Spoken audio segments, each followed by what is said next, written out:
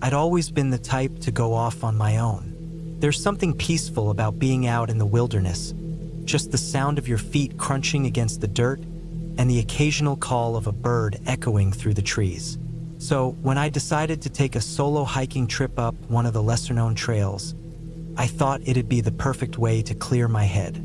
I didn't tell anyone where I was going, just packed my gear and drove out to the trailhead. The weather was perfect for hiking. Clear skies, a mild breeze, and the temperature just right. The first few miles of the trail were easy, winding through a dense forest. The trees seemed to stretch endlessly above me, their thick canopies providing the perfect shade from the sun. It felt like a place where time didn't exist. As I walked deeper into the woods, the sounds of civilization slowly faded away, and all I could hear was the rustle of leaves beneath my boots. I wasn't exactly sure where the trail led. I hadn't researched it too much. I'd heard some people mention it in passing, but they'd always spoken of it in a way that made me think it wasn't particularly popular. That was fine by me. I didn't need crowds. I just wanted to be alone. I walked for hours, letting the rhythm of the hike soothe me. The trail was pretty straightforward, at least at first. There were a few streams I had to cross, some tricky rock faces, but nothing that made me question my decision to hike alone. The further I went, the more remote the place felt. I didn't see anyone else, and the trail began to narrow, the path less defined. A few fallen trees had to be navigated, but nothing that felt too dangerous. By the time the sun started dipping behind the horizon, I was about 6 miles in, and the forest felt almost too quiet. I decided to set up camp before it got too dark. I found a small clearing just big enough to fit my tent and got to work setting up. The silence around me was deafening, and as I worked, I couldn't shake the feeling that I was being watched. It was probably just my imagination. I'd been on enough solo hikes to know that silence can play tricks on the mind, but this was different. Felt heavy, like the forest itself was waiting for something. Once my tent was up, I made a quick dinner of trail mix and some jerky. I hadn't planned on staying the night at first, but the thought of heading back through the dark, unfamiliar forest didn't sit well with me. It wasn't long before night had fully settled in, the sky dark and starless, and the temperature dropped. The campfire crackled in front of me, its light dancing and casting long shadows across the trees. I kept my gaze fixed on the flames, too uneasy to look into the dark beyond. Every so often, I'd hear something, an odd rustle, a snap of a twig, or the call of an animal that sounded wrong. I couldn't place it, but there was something unsettling about it. I tried to shake the feeling off. I had no reason to be scared, but as the night wore on, the feeling grew stronger. I began to feel like I wasn't alone, like there was something out there in the dark, watching me. My rational mind told me it was just the isolation, just my mind running wild in the quiet. But my gut told me something different. I didn't get much sleep that night. Every time I closed my eyes, I thought I heard something moving around my campsite. The rustle of leaves, the snap of a twig, the sound of something breathing just outside my tent. Each time I'd sit up, my flashlight scanning the perimeter, I'd see nothing. But the unease didn't go away. By morning, I was exhausted but determined to press on. The trail ahead looked inviting, with the sunlight filtering through the trees and the promise of more adventure. I packed up my camp, double-checked my gear, and set off. The trail twisted up the side of the mountain, and the landscape began to change. The trees thinned out, and the trail became steeper, more rocky. The further I went, the more I felt like I was leaving the world behind. But with the change in terrain, my unease didn't dissipate. If anything, it grew stronger. I kept hearing sounds, footsteps, twigs snapping, but every time I turned around, there was nothing. I reached a point where the trail became less defined, the path barely visible. I could tell not many people had been up this way in a long time. The overgrowth had started to reclaim the path. As I pushed through the dense brush, I stumbled onto something strange. An old, rusted sign half buried in the dirt. It was barely legible, but I could make out a few words: private property, keep out. I should have turned around then, but curiosity got the best of me. What was so private about this place? I pushed forward, the feeling of being watched growing stronger with each step. It wasn't just the silence anymore. It was the sense of something else, something just beyond the trees. The trail led me to a small, abandoned cabin. It was old, weather-beaten, and looked like it hadn't been lived in for decades. The windows were shattered, and the door hung off its hinges. But what struck me the most was the feeling that the cabin was out of place, like it didn't belong there. It was as if it had been dropped in the middle of the forest with no explanation. I hesitated for a moment, but something pushed me forward. Maybe it was the urge to explore, or maybe it was my growing need to figure out what was going on. I stepped inside. The air inside was thick with dust and decay. There were remnants of old furniture scattered around, but it was clear that no one had lived here for a long time. As I walked through the cabin, I noticed something strange. The floorboards creaked under my feet in places, but there were sections that didn't make a sound. It was like they were too soft, like the wood had been replaced or was rotting from below. I made my way to the back of the cabin, where I found a trapdoor leading down into a basement. My heart started to race.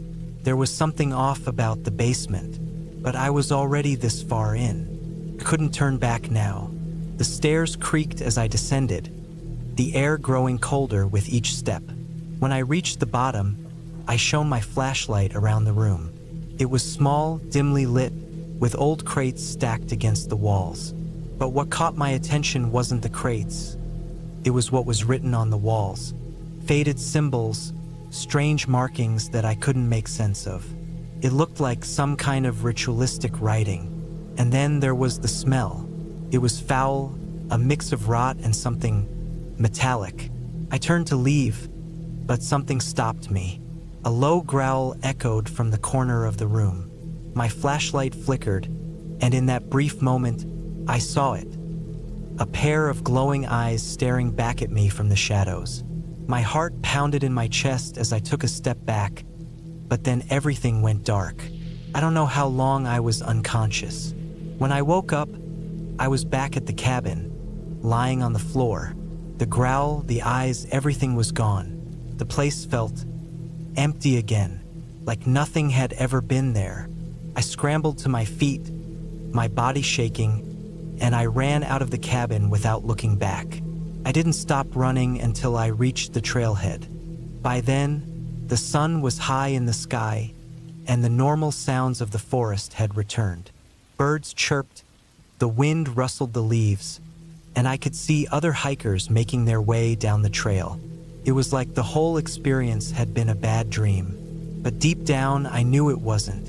I don't know what I saw that day, but I know one thing for sure. Some places are better left unexplored.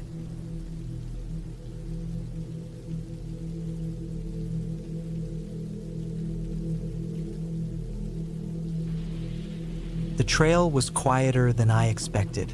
The woods around me were dense, the trees thick with pine and oak, their leaves rustling softly in the wind. I'd heard about this hike from a friend, and the idea of getting away from the hustle of city life sounded perfect. A solo hike in the mountains, just me, the trail, and the silence. I'd been walking for hours now, the only sound the crunch of my boots on the gravel path, the occasional call of a bird, and the far-off rustle of leaves. The sun was high in the sky, though the thick canopy of trees kept most of the heat away. My pack, though not overly heavy, was beginning to feel like a burden. I'd been carrying it for miles, and each step seemed to add weight to it. I paused for a moment, wiping the sweat from my brow and checking my map. The trail was supposed to loop around and eventually lead me back to the starting point, but something about the stillness of the forest made me uneasy. It wasn't supposed to be this quiet. There were supposed to be more signs of wildlife, more movement, but I hadn't seen much of anything besides a few birds and a squirrel or two. I shook off the feeling and took another step, forcing myself to keep going. The air smelled fresh, crisp with pine and earth, but there was something else, something off about the place. It was like the forest was holding its breath. I pressed on, telling myself it was just the isolation getting to me, but the feeling lingered. The deeper I went, the less I could ignore it. The path became more rugged, the rocks underfoot uneven, forcing me to slow down. My legs were starting to feel the strain, my calves tight from the effort. I hadn't planned on going this far, but the trail was so inviting. I wanted to see where it went. Around a bend, the forest seemed to open up slightly, and I saw a clearing up ahead. My first thought was that I could stop there, maybe rest for a while. But as I got closer, I noticed something strange. There were no birds, no sounds. It was eerily quiet. I stepped into the clearing, looking around. The sunlight filtered through the trees, but there was a strange, muted quality to the light. It didn't feel like the sunlight should be. The ground was covered in dry grass and sparse bushes. But what caught my attention was the large rock formation on the far side of the clearing. It wasn't a typical pile of rocks. It looked almost deliberate, like someone had stacked them in a certain way. I walked toward it cautiously, feeling an uneasy curiosity building inside me. As I got closer, I noticed more details. The rocks were smooth, worn down by time, but they were arranged in an odd, almost unnatural way. There was no clear pattern, but something about the way they were stacked felt wrong. It was as if they had been moved recently, and the oddness of it sent a shiver down my spine. I crouched down to get a better look. There were scratches on some of the rocks, deep gouges as if something had clawed at them. I stood up quickly, my heart racing. This didn't feel like a normal trail anymore. I glanced around the clearing again, feeling exposed. The trees felt farther away now, like they were closing in on me.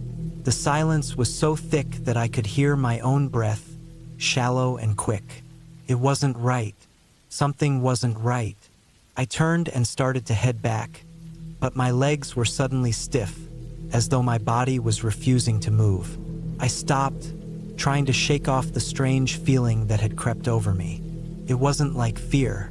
It was more like caution, like my instincts were screaming at me to leave, but I didn't understand why.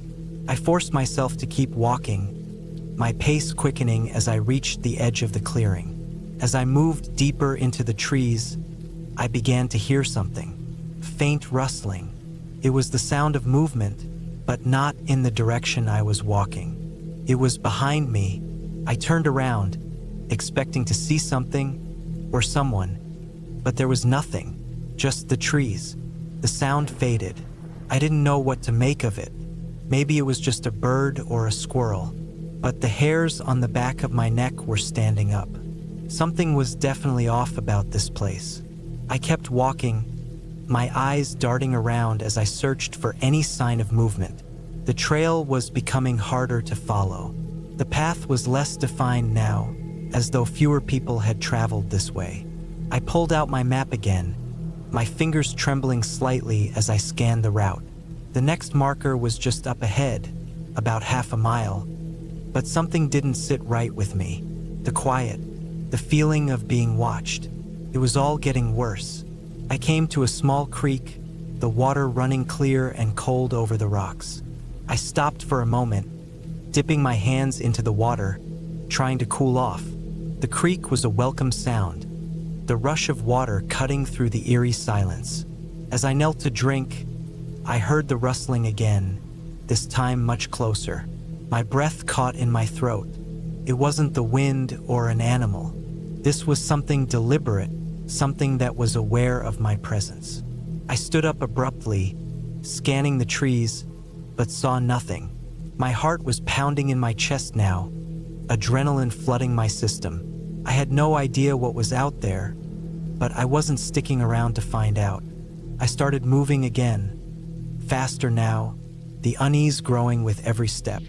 The trees seemed to close in on me, and the trail ahead became less and less distinct. I was off track now, but I couldn't focus on anything other than the sense of urgency gnawing at me.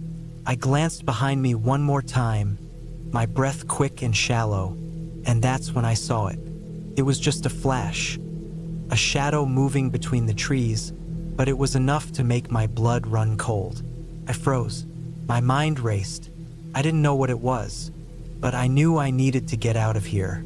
I sprinted down the trail, my feet slipping on the rocks, my heart thumping in my chest. Every step felt like it took me farther from safety.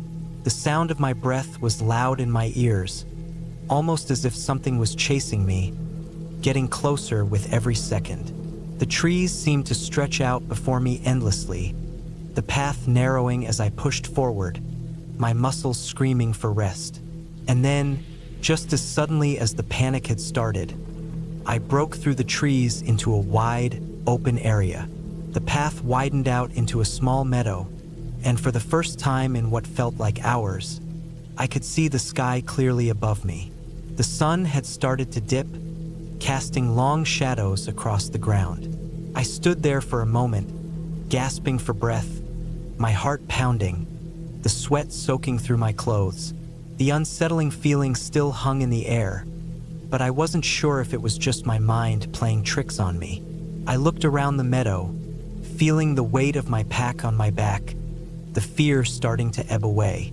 But then, in the distance, I saw the trailhead. I wasn't far from the end. I wasn't lost. My head cleared, and I forced myself to calm down. I wasn't in immediate danger. I took a deep breath, relieved that I was almost done. There was still a long way to go, but the end was within sight. The forest didn't feel so oppressive now, and I was more focused.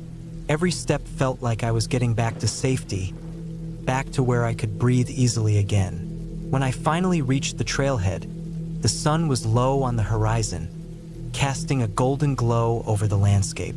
I couldn't believe how tense I had been just hours before, how much I had let my mind get the better of me. The sense of dread was gone, and I felt like a fool for letting it take over. As I sat on a log near the trailhead, resting my legs, I took in the view. The woods stretched out before me, peaceful and serene in the fading light. My pulse slowly returned to normal, and I realized that maybe it wasn't the trail or the woods that had made me feel so off. Maybe it was just the isolation, the silence, the unknown. But whatever it was, I was done. I'd made it through, and next time I would be more prepared. I'd never let my mind run wild like that again. With the last rays of sunlight fading, I made my way back to the car, feeling a strange sense of closure. I'd learned something today. Sometimes it's not the things around you that are dangerous. Sometimes it's the fear you create in your own mind.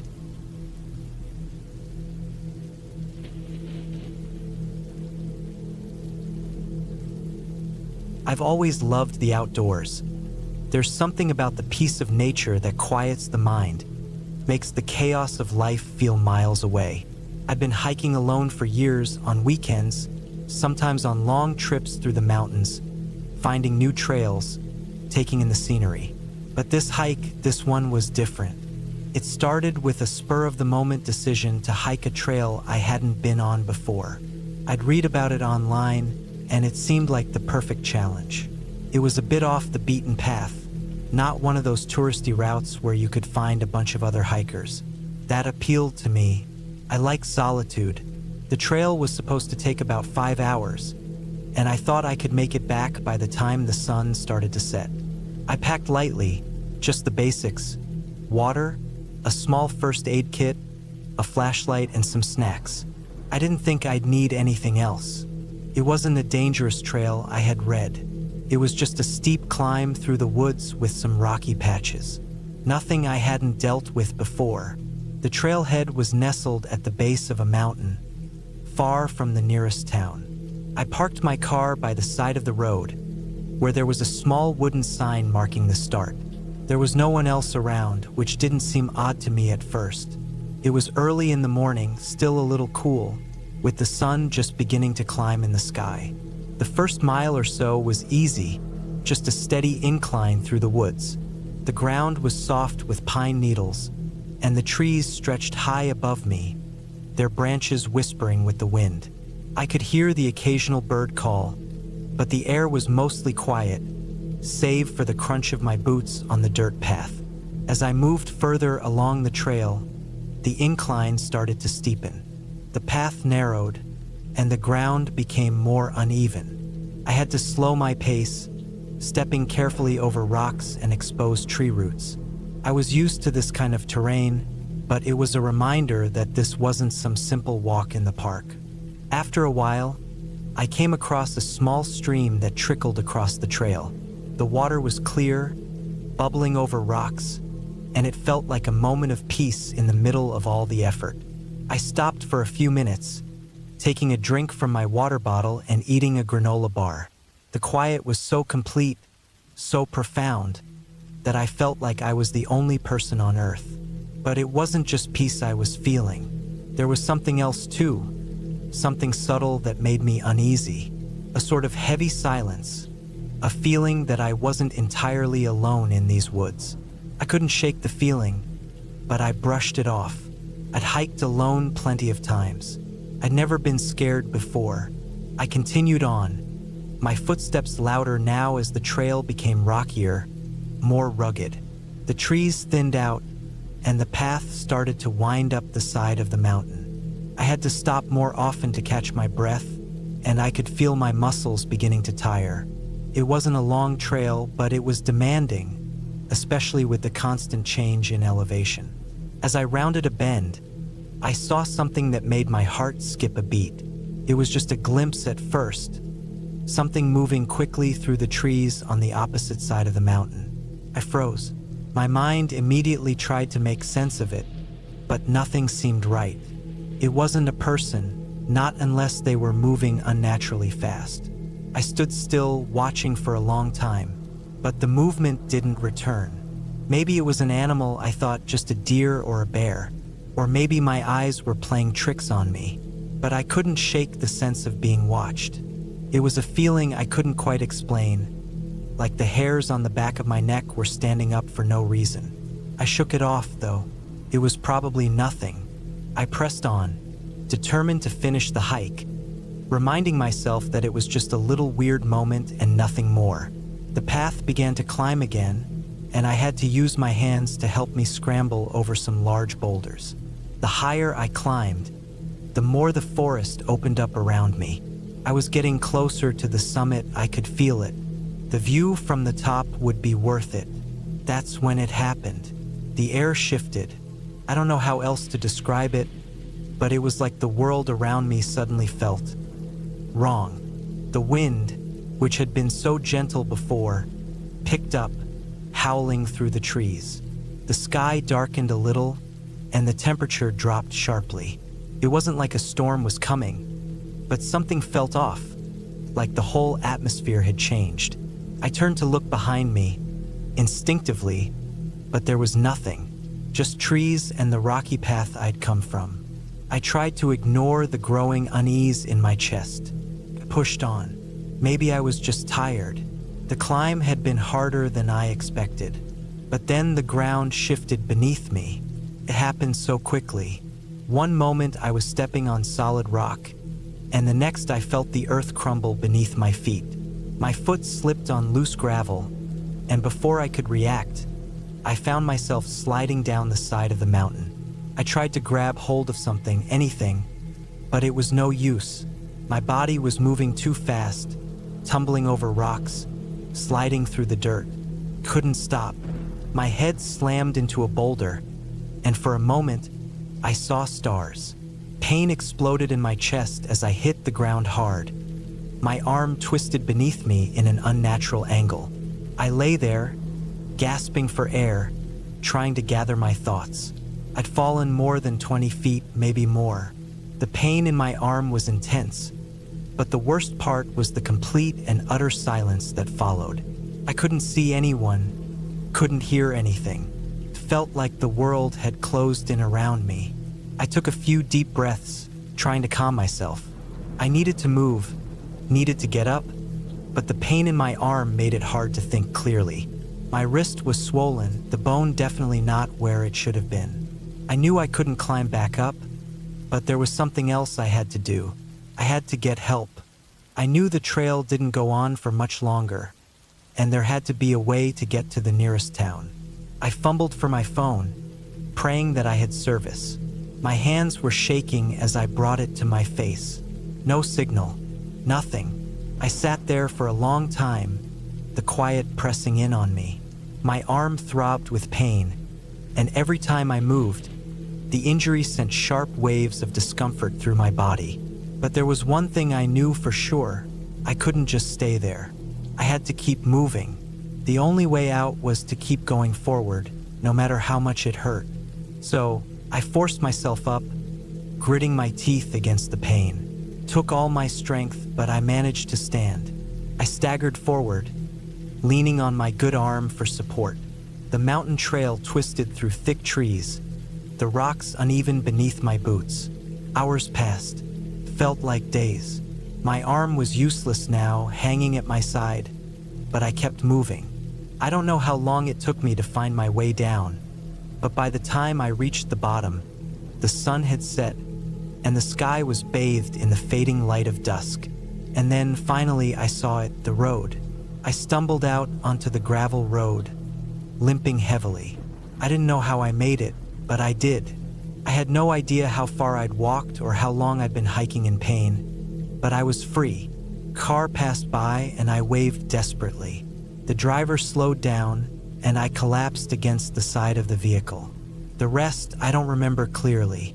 I must have passed out from exhaustion and pain. When I woke up, I was in a hospital, my arm in a cast. The doctors told me it would take some time to heal, but they were amazed I'd managed to get out of there alone. The fall could have been worse. I could have broken more than just my arm. Looking back, I can't help but think about how close I came to not making it. It's easy to forget that nature, for all its beauty, can be unforgiving. But I learned a valuable lesson that day. Sometimes, it's not about being brave. It's about being smart, knowing when to push forward and when to ask for help. I don't think I'll ever hike that trail again, but I'll never forget the way I felt, alone in the woods, and the long, painful trek to safety.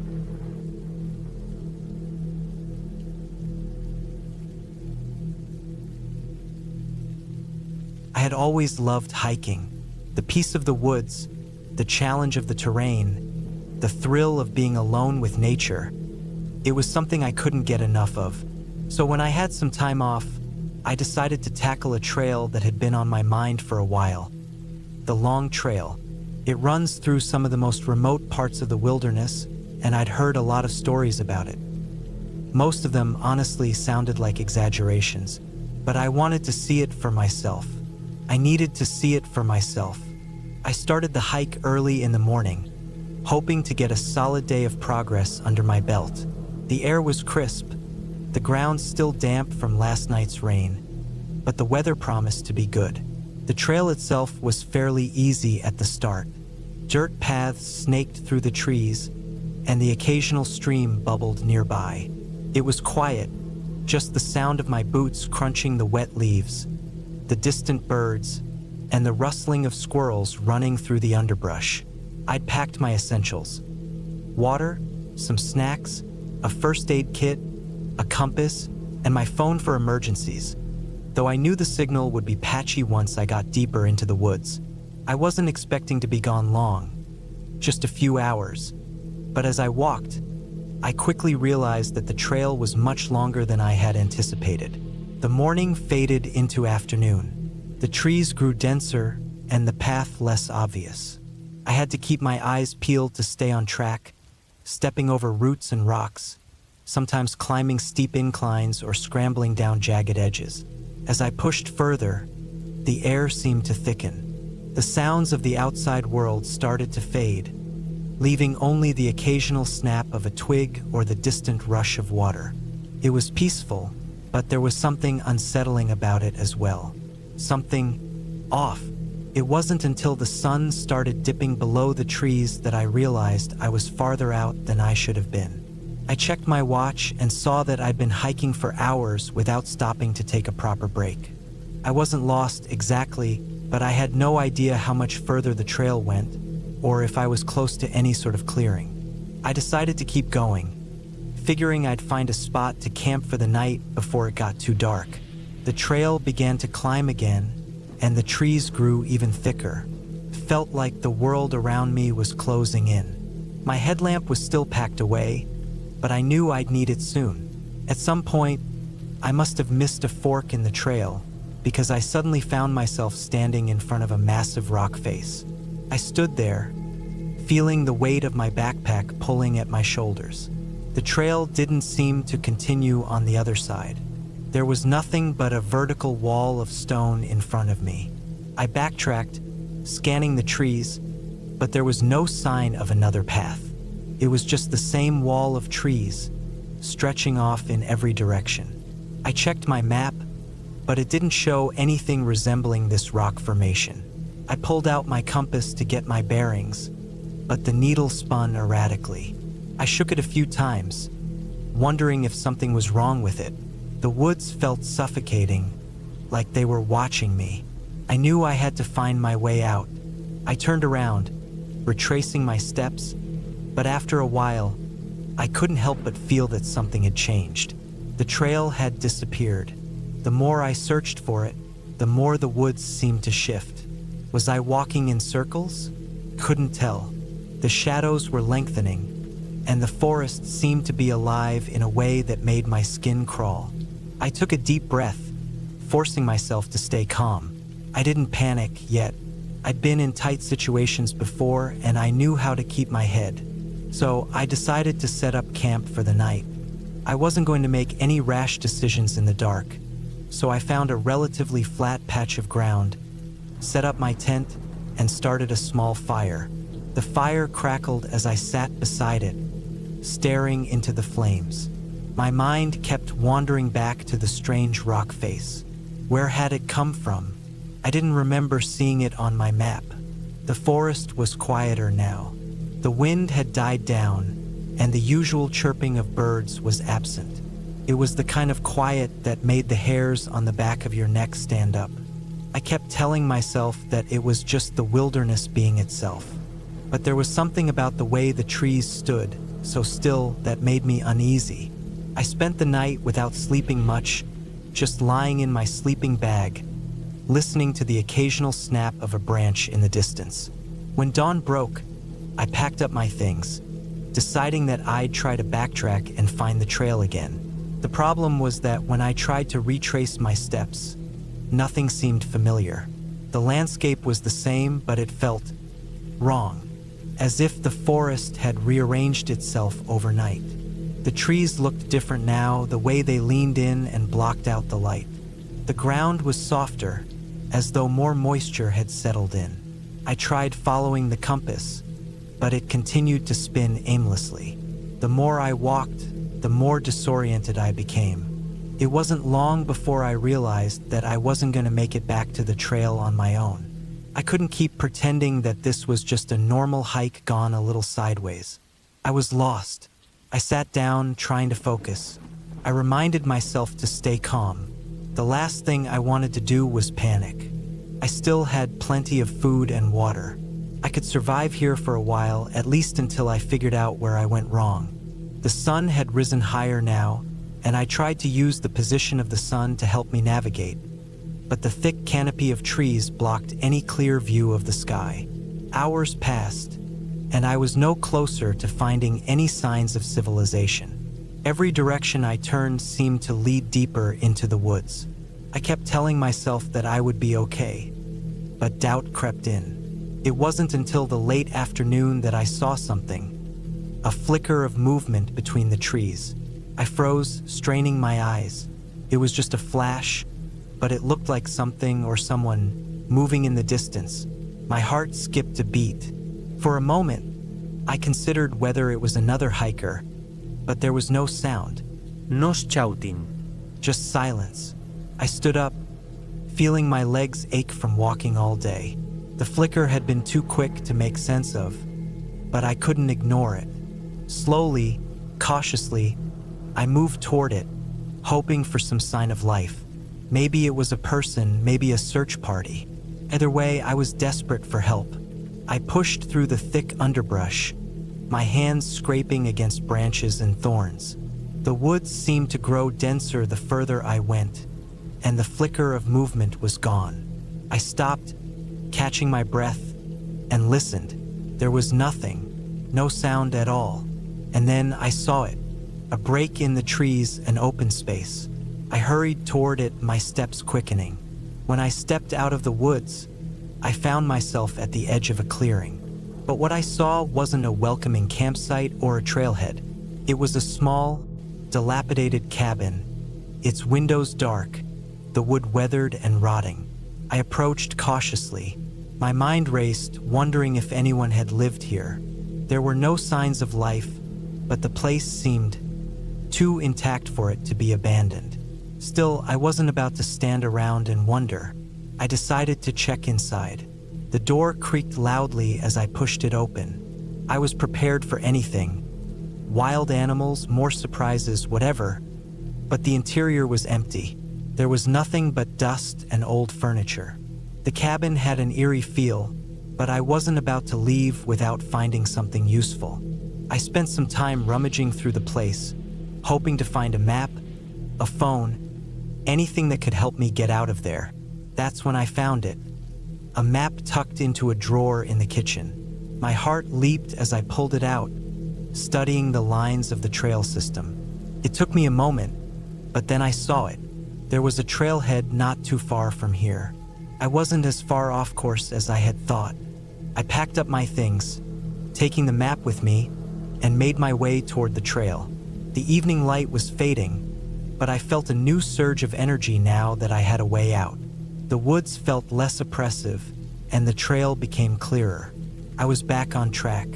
As the night crept in, I finally reached the main trail again. I could see the distant lights of a ranger station ahead. Relief washed over me, but there was still a lingering unease, as if the woods had tried to swallow me whole. I didn't care anymore. I just wanted to get out.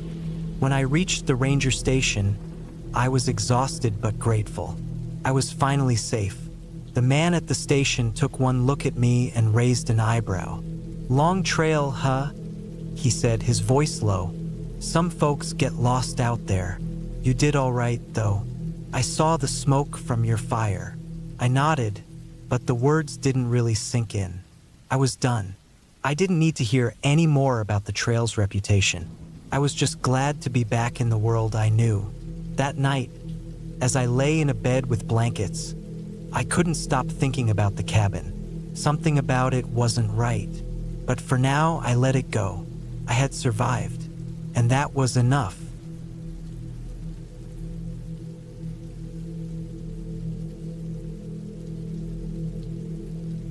I had been hiking alone for the past few hours, taking in the beautiful, remote landscape of the forested mountains.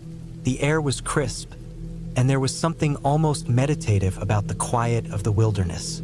There were no other hikers around, which was both calming and a little unsettling. The path, while well-trodden, was narrowing as I ventured deeper into the woods, becoming less of a clear trail and more of a rough dirt path. I'd planned this hike to be a few hours, just me and the forest, a bit of solitude and nature. But I never expected how quickly things would go wrong. The sun was setting in the distance, casting long shadows across the ground, and I realized I had been walking for longer than I had intended. I didn't have a map with me, and my phone's battery was already low. I should have turned back hours ago, but something inside told me to press on. The trees around me were tall and dense, their thick trunks blocking out much of the fading sunlight. The temperature was dropping, and the air had a certain stillness to it, like the forest was holding its breath. I didn't think much of it at first. There are always strange noises in the woods, I told myself. But then I heard it again, something moving in the underbrush, not far off the path. The sound was faint, but there was no mistaking it. I stopped, straining to hear. I could feel the hairs on the back of my neck stand up. It sounded like something large, something heavy. A bear, maybe? It wasn't too unusual for bears to roam these parts, but I'd never been this far out before. The thought made my heart race, and my breath came quicker. I glanced around, scanning the trees, but saw nothing. The noise had stopped. I waited for a while, still listening to the silence. But then, just as I was about to start walking again, I heard it, a crack of a twig, the unmistakable sound of something moving toward me, just out of sight. My pulse quickened. I'd heard stories from other hikers about things happening on these trails. Strange occurrences, people going missing, but I always figured they were just exaggerated tales, meant to add a little spice to an otherwise mundane hike. But now, in the fading light, I couldn't shake the feeling that something wasn't right.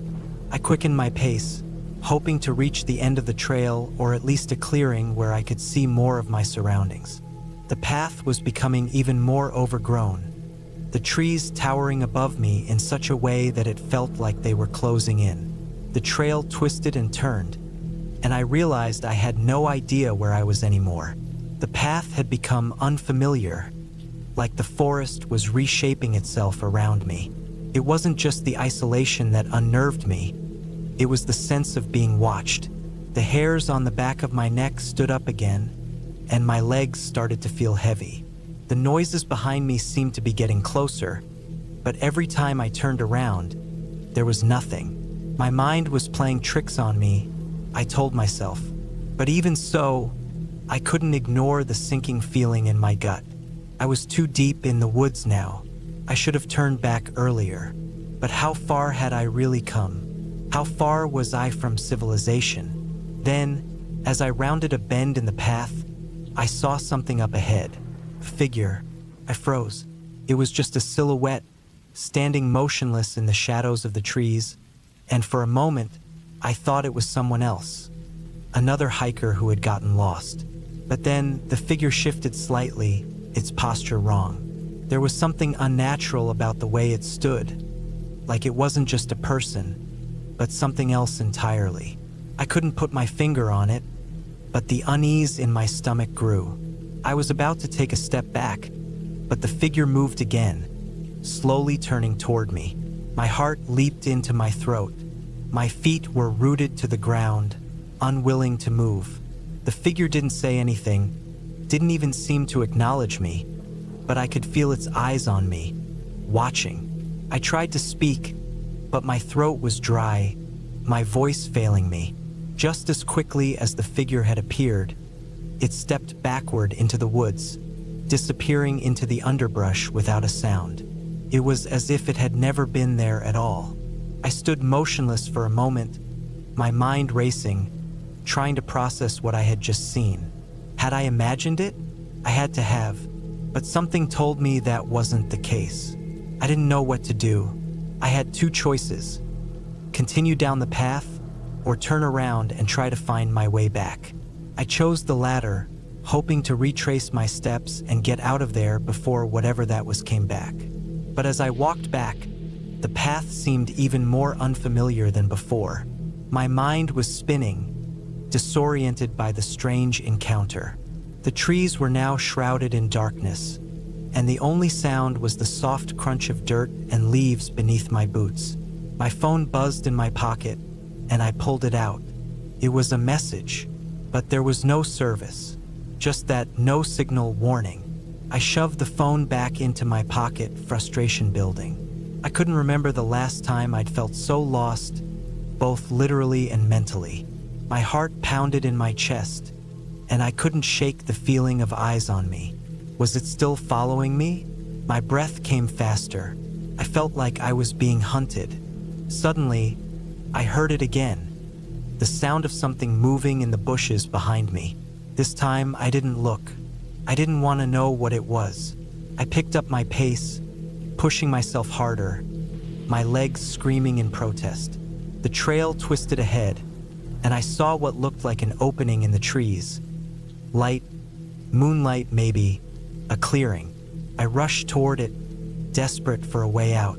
And then, just as I burst through the last of the trees, I stumbled into the clearing. The full moon hung in the sky, casting pale light across the open space. My breath came in ragged gasps as I stood in the middle of the clearing, looking around. Nothing, no figure, no movement. I stood there, alone, in the stillness of the night, the only sound the wind rustling the leaves. My mind was still racing, trying to make sense of everything that had just happened. But as the minutes ticked by, the adrenaline began to fade, and I realized how lucky I was. I wasn't sure what had happened back there, but I had escaped. I was safe. The forest seemed peaceful again, as if the tension had melted away.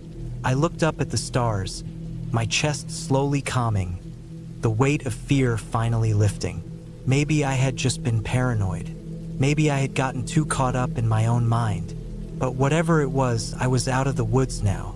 I wasn't going to let my fear control me. I took a deep breath and started walking again, making my way back toward the trailhead.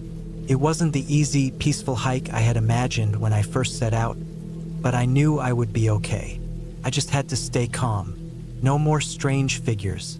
No more disappearing into the woods. Just me, the moon, and the path ahead. As I made my way back down the mountain, the forest seemed less threatening. The sounds of the night no longer felt sinister. I was just another hiker in the woods, and I had learned a valuable lesson that night. To always stay aware, always trust my instincts, and never underestimate the wilderness. It was a close call, but I made it out. The hike was over, and I was ready to return to the world I knew. Safe, sound, and a little wiser than before.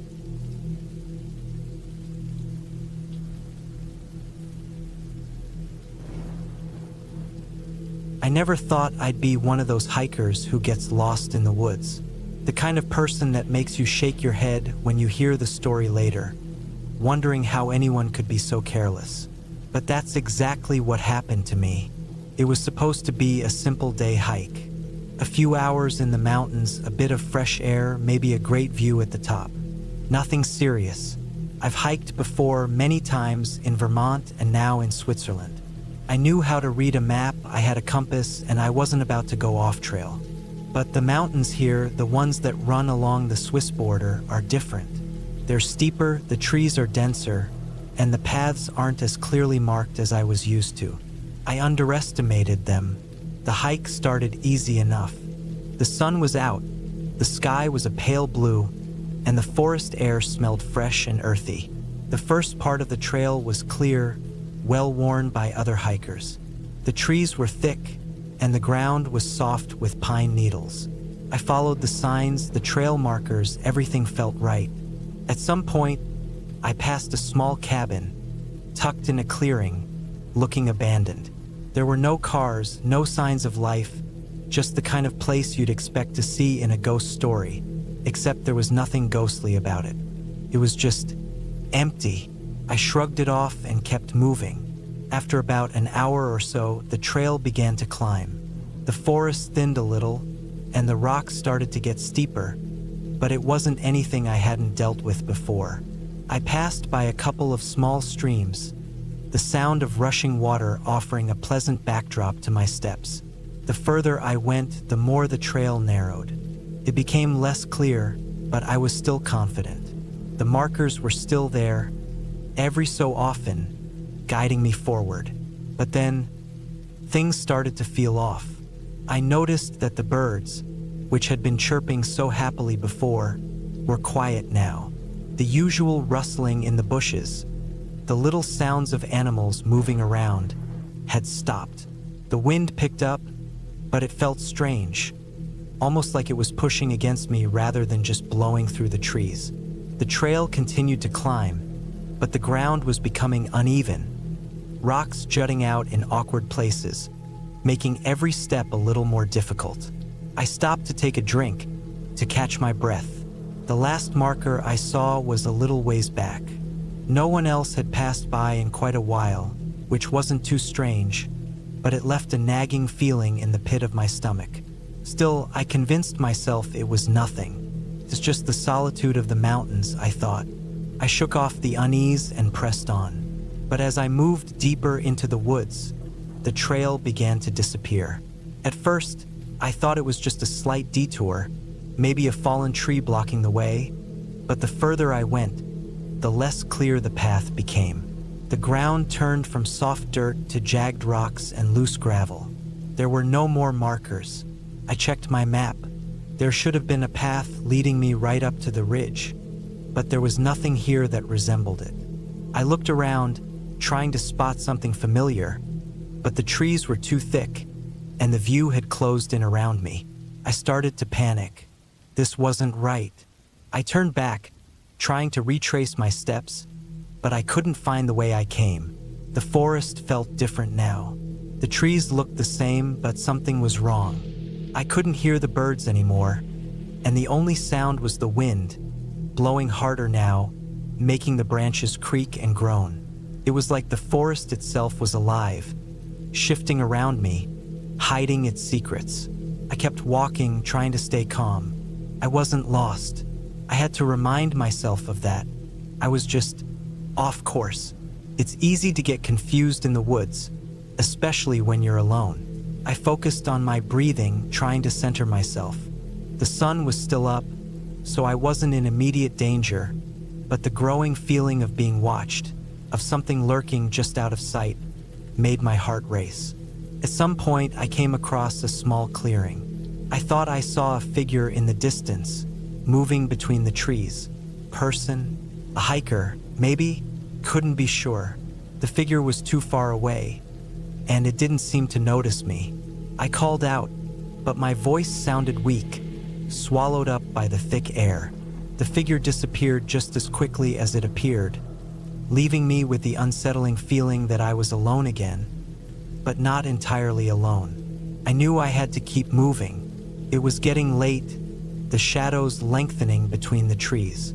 I pulled out my compass, checked my map again. The trail I was on wasn't on the map. That didn't make sense. I had to have gone off track somehow, but I couldn't tell how far. My phone had no signal, and I hadn't brought a satellite device with me. I had always thought I was prepared, but now I felt utterly unprepared.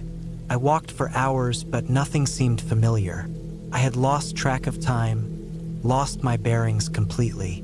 The landscape was becoming more rugged, and I could feel the weight of the night creeping in. The air was colder now, and I could see my breath in the dimming light. The wind was picking up, too, howling through the trees, carrying with it a kind of chill that made me shiver, despite my layers. It was then I heard it, a rustling in the underbrush. I froze, my heart pounding in my chest. It wasn't a squirrel or a deer. I knew that much. This was something bigger, something human-sized, moving through the forest deliberately. My breath caught in my throat, and I stood absolutely still, listening. The rustling stopped for a moment, and then I heard it again, closer this time. I slowly backed up, taking silent, careful steps away from the sound. The light was almost gone now, the last glow of the sun sinking below the horizon. I had to make a decision. I couldn't keep wandering in the dark. My best bet was to find shelter, anything that could protect me from the cold and the growing sense of dread. I looked around desperately. There had to be something. That's when I saw it. A small structure half hidden in the trees. It was a cabin just like the one I passed earlier. It wasn't far, maybe 100 yards away. I made my way toward it, my heart racing. As I got closer, I saw that the cabin was in worse shape than I remembered. The door hung crooked on its hinges, and the windows were boarded up. It didn't look like anyone had lived here in years, but it still offered some shelter, at least for the night. I pushed the door open, which creaked loudly in protest, and stepped inside. The cabin smelled of rot and decay, the air thick with dust and the musty scent of old wood. There was no furniture, no sign that anyone had used it in a long time. It was just an empty, abandoned space. But it was shelter, and it was all I had. I gathered a pile of dry leaves and twigs from outside, then found a few logs to make a small fire in the fireplace. I hadn't expected to need it, but at this point I wasn't taking any chances. As the fire crackled to life, I sat down on the cold stone floor, my back against the wall. I was safe for now. I wasn't entirely sure how I'd gotten here or how I'd get back, but I knew one thing. I couldn't stay out there any longer. I had to wait until morning. The darkness of the woods outside seemed to press in on me, but the fire kept it at bay. I wasn't alone in the woods anymore, and I wasn't going to let fear control me. I had to keep my wits about me. The night passed slowly, but as the first light of dawn began to break, I packed up and left the cabin. The sun wasn't fully up, but I could see better now. The forest, though still dense and wild, no longer seemed as threatening. I knew the way back. The sense of danger that had gripped me last night was gone, replaced by a new sense of calm. I made it back to the trailhead by mid-morning, exhausted but unharmed. The feeling of being lost, of not knowing where I was or how to get out, was something I never wanted to experience again. And while the woods had seemed to close in on me during the night, I realized that it wasn't some mysterious force at work. It was just me, alone, caught in the vastness of nature and the fear that comes with it. But I made it, and that, in the end, was all that mattered.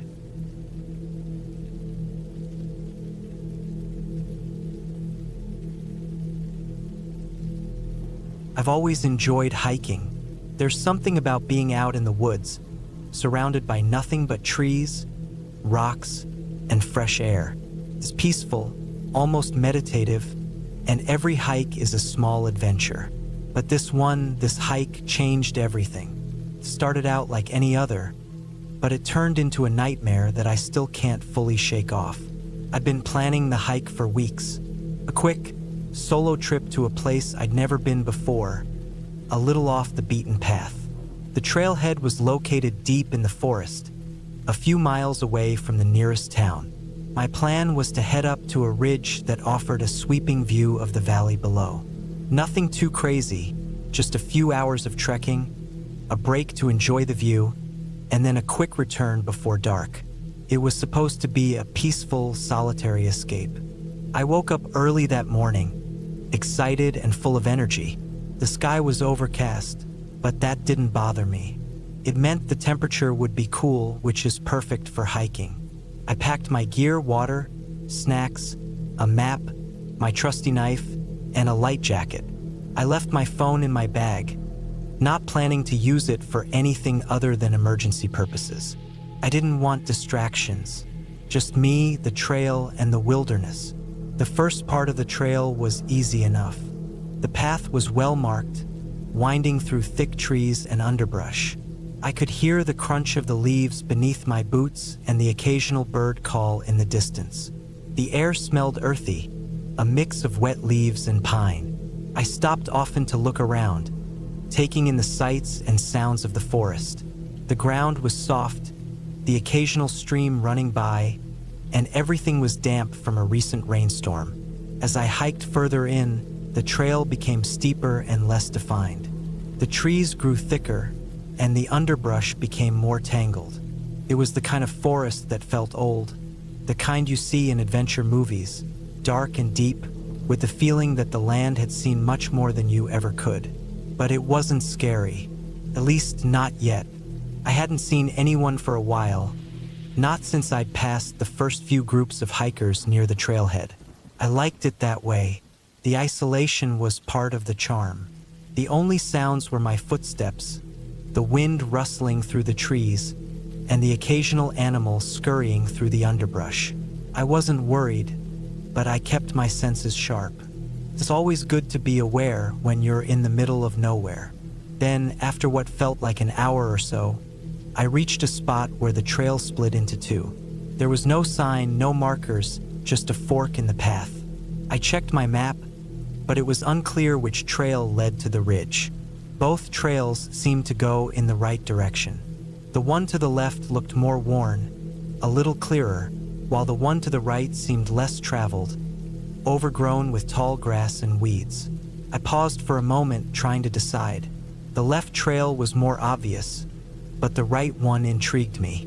Something about it felt secret. I thought about it for a second longer, then decided to take the right path. Maybe I'd find something interesting. Maybe it would be more peaceful, away from the crowds. The trail quickly became more difficult. The grass was thick, and I had to push through it as I walked, the underbrush pulling at my clothes. It was clear that this path hadn't been maintained as well as the main one. The branches above were thick, blocking out much of the sunlight, and the trail began to climb. The air grew cooler, and I could feel the dampness of the trees around me, the smell of earth and moss filling my nose. As I climbed higher, the path grew narrower. It twisted and turned, almost like it was designed to make you lose your way. But I pressed on, convinced that this detour would lead to something incredible. I reached a spot where the trail opened up to a small clearing. It was an unusual sight. The clearing wasn't large, maybe only about 10 feet across, but what caught my attention was the large stone in the middle. It wasn't a normal rock. It looked almost deliberately placed, as if someone had set it there a long time ago. The stone was smooth, worn by years of weather, but it was clearly a part of something bigger. There were strange marks on it, scratches almost like carvings, but they were too worn to make out any details. I ran my fingers over them, feeling the rough edges. There was something eerie about the whole scene, but I couldn't put my finger on it. I stood there for a while, just looking at the stone, wondering what it meant. Was it some old landmark? A marker of some kind? It didn't feel like a natural feature, and that made me uneasy, though I tried to shake it off. It was probably just something that had been here for centuries, nothing to worry about. I sat down for a moment, took a sip of water, and then got back on the trail. But now I couldn't shake the feeling that I was being watched. I glanced over my shoulder a few times, but there was nothing, just trees, thick and silent. I pushed the thought aside and focused on the trail ahead. The higher I climbed, the more the trail seemed to fade. The ground became rocky, the trees sparse, and the air thinner. It wasn't long before I reached a ridge. I stopped to catch my breath, taking in the view. The valley below stretched out, covered in mist, with the river winding through it like a silver snake. The sight was breathtaking, and I stood there for several minutes, just enjoying the peace. But then, something changed. I don't know what it was, but there was a shift in the air, a sudden stillness. The birds stopped chirping.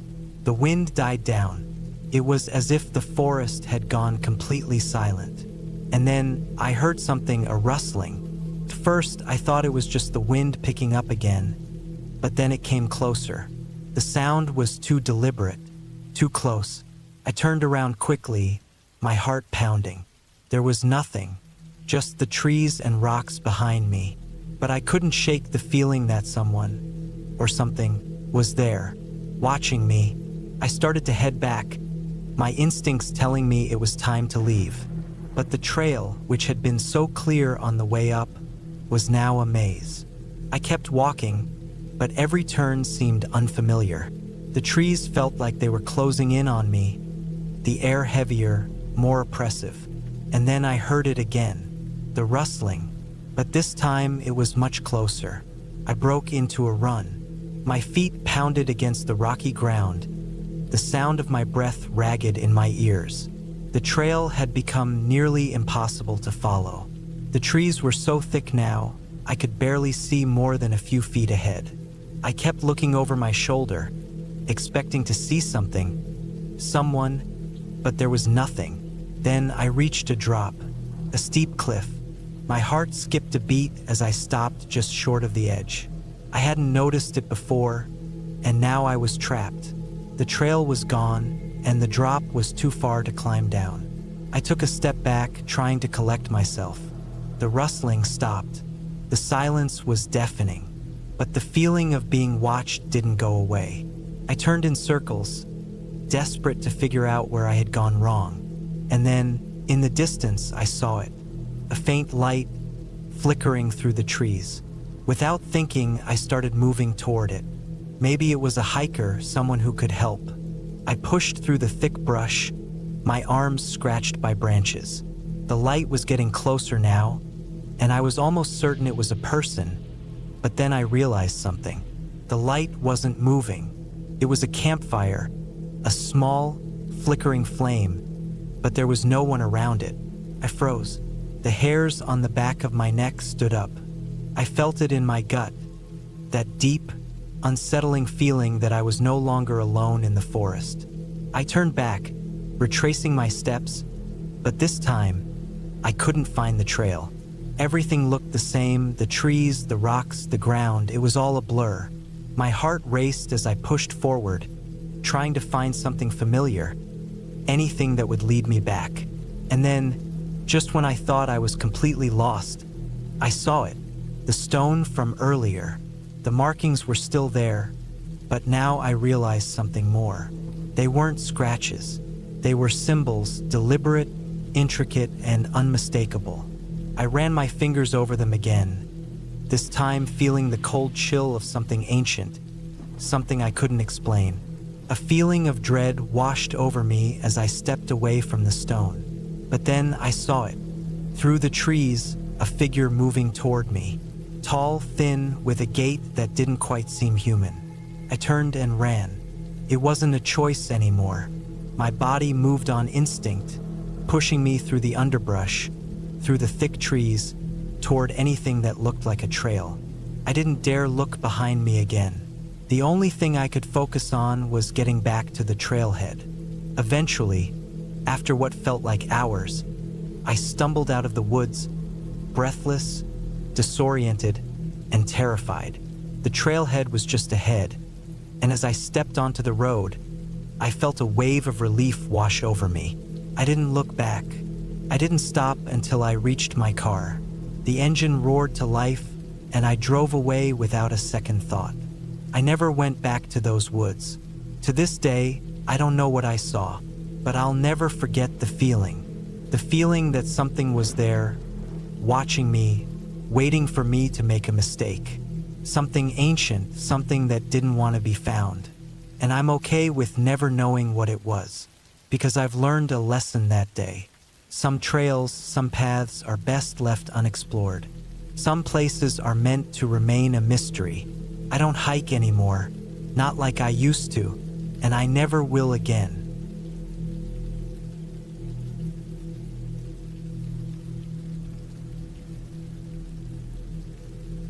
I had been planning this hike for months. It was going to be the kind of experience that pushes me, tests my limits. I've always enjoyed the outdoors. There's something about being surrounded by nature that gives me peace. But there was always a bit of something else too. A thrill when I'd go off-trail or hike into less traveled spots. This particular trail I'd chosen was not a well-known one, and that was part of the appeal.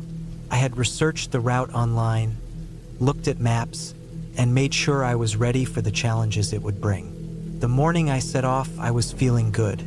It had rained the night before, so the air was fresh and crisp, the kind that makes your lungs feel alive.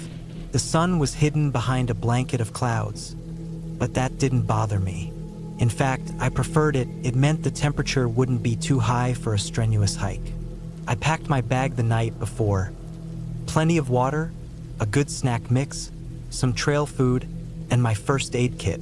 I made sure my phone was charged, and I checked my map one last time before heading out. The beginning of the trail was easy enough, with well-marked signs and a steady path.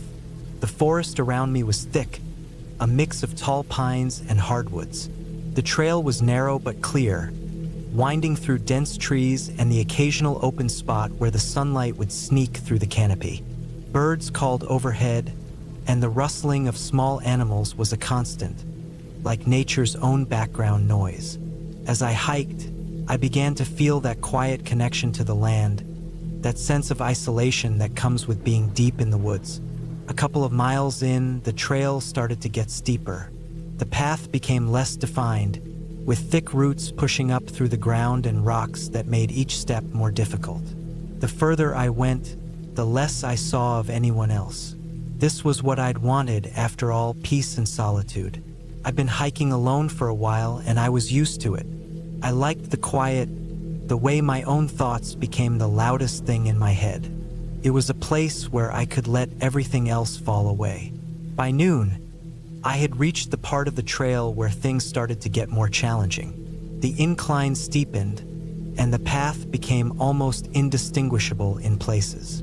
There were no markers anymore, just a rough trail through the underbrush that seemed to disappear at times only to reappear further along. It was the kind of terrain where a misstep could send you tumbling down a steep slope, but the excitement of pushing myself made it worth the risk. I was so focused on watching my footing that I didn't notice the change in the weather at first. The sky had grown darker, and the wind had picked up. A light drizzle began to fall, turning into a steady rain. I zipped up my jacket, hoping the weather would pass, but it didn't. The rain began to pour, the sound of it hitting the leaves above me deafening. The trail became slippery, and I had to slow down, careful not to lose my balance on the wet rocks. My boots, which had been doing fine up until then, now felt like they were slipping with every step. After a while, I came to a part of the trail where the trees had thinned out, and the slope became even steeper. The rain made it harder to see the path clearly. I paused to wipe my face, trying to get a better look at my map, but the combination of rain and fog made it hard to see where I was. I'd passed a few landmarks that I recognized, but the trail wasn't well marked past this point. I hesitated for a moment, wondering if it was a good idea to keep going. But I had come this far, and turning back felt like a waste. So I pressed on. The feeling of isolation became even more intense. There was no one else around, no other hikers. It was just me and the forest, the rain, and the ever-growing sense of unease that something wasn't right. At some point, I realized that I hadn't seen any wildlife for a while. Normally, there would be birds or squirrels, even if they were keeping their distance. But now it felt unnervingly quiet. The only sound was the rain and the occasional creaking of trees in the wind. I kept moving, my heart starting to beat a little faster for no reason I could put my finger on. The trail took another sharp turn, and that's when I saw it. At first, it didn't register. I was too focused on the path ahead of me, but then I stopped. A figure just at the edge of my vision. It was tall, standing still, and staring directly at me. It wasn't a person, not really. The way it moved, or rather, the way it didn't move, was off. The figure was cloaked in the shadows of the trees, its outline almost blending into the darkness. I froze. My mind raced. I had been alone on the trail this whole time. There shouldn't have been anyone else out here, especially not at this part of the woods. I was too far off any main route for this to make sense. The figure didn't move, just stood there, watching. My breath quickened, and I could feel my legs tense, ready to run, but I couldn't. Something about the figure held me in place. After what felt like forever, it slowly started to move, stepping into the clearing where I could see it more clearly. It was a person. No, a man dressed in dark, weathered clothing, his face hidden by a hood. But there was something odd about him. His movements were jerky, unnatural, as if he wasn't quite sure of his next step. I should have turned around, should have run the other way, but I didn't. My feet felt like they were glued to the ground. He came closer, walking slowly toward me, his feet making no sound on the wet ground. I didn't want to see him any closer, but it was like I couldn't look away. I don't know how long I stood there, but eventually, the figure stopped. Not a single word had been spoken, no sound other than the rain hitting the ground. He just stood there, and so did I, as if some strange understanding passed between us. And then, just as quickly as he had appeared, he turned and vanished into the trees, his figure disappearing into the fog. I stood there for a long time, too afraid to move. My heart was racing, my thoughts a jumbled mess. Who was that man? What was he doing out here in the middle of nowhere? And why did he seem so off? After what felt like an eternity, I finally managed to move. My legs felt weak, my mind still reeling. I didn't care anymore about reaching my destination. All I wanted was to get back to where there were people, where there was safety.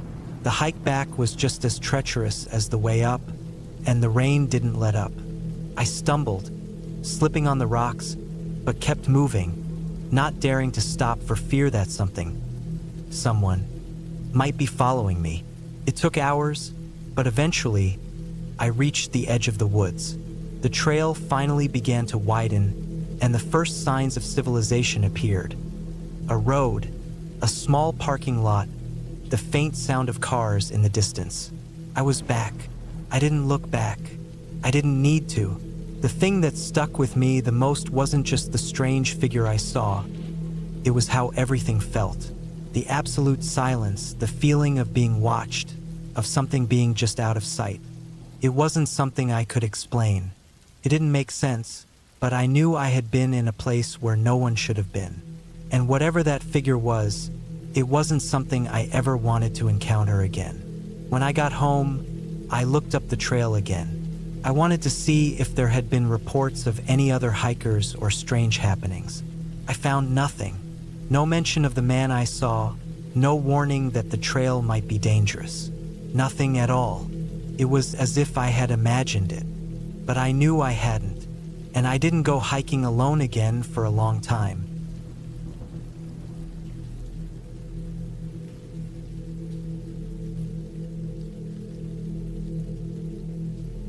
I had always been drawn to the quiet solitude of hiking in the mountains. The towering trees, the endless views, the air crisp and clean. Nothing could match the peace I felt while trekking alone, far from the noise and chaos of the world. It was a way to escape, to be by myself, to think. But that day, the hike was something else entirely. Something I never expected and never will forget. It was late autumn when I decided to go on this particular hike. The weather was still mild for the season, and the leaves were in full color, turning from green to the vibrant reds, oranges, and yellows that always made the forests look like paintings. I had been planning this trip for weeks, researching trails, looking at maps, and checking weather reports. The route I chose was supposed to be an easy one, a quiet loop trail that went up to a scenic viewpoint, then down to a small creek before winding back through the woods. It wasn't too long, only about 8 miles, but it promised a peaceful experience. I was excited. I left early in the morning, the sun still low in the sky, and drove out of the city, away from the constant hum of traffic. The parking lot at the trailhead was nearly empty when I arrived. Just one other car there. Felt strange even for a remote trail, but I didn't think much of it. I figured most people had probably already started earlier in the day, or perhaps they were simply taking a different route.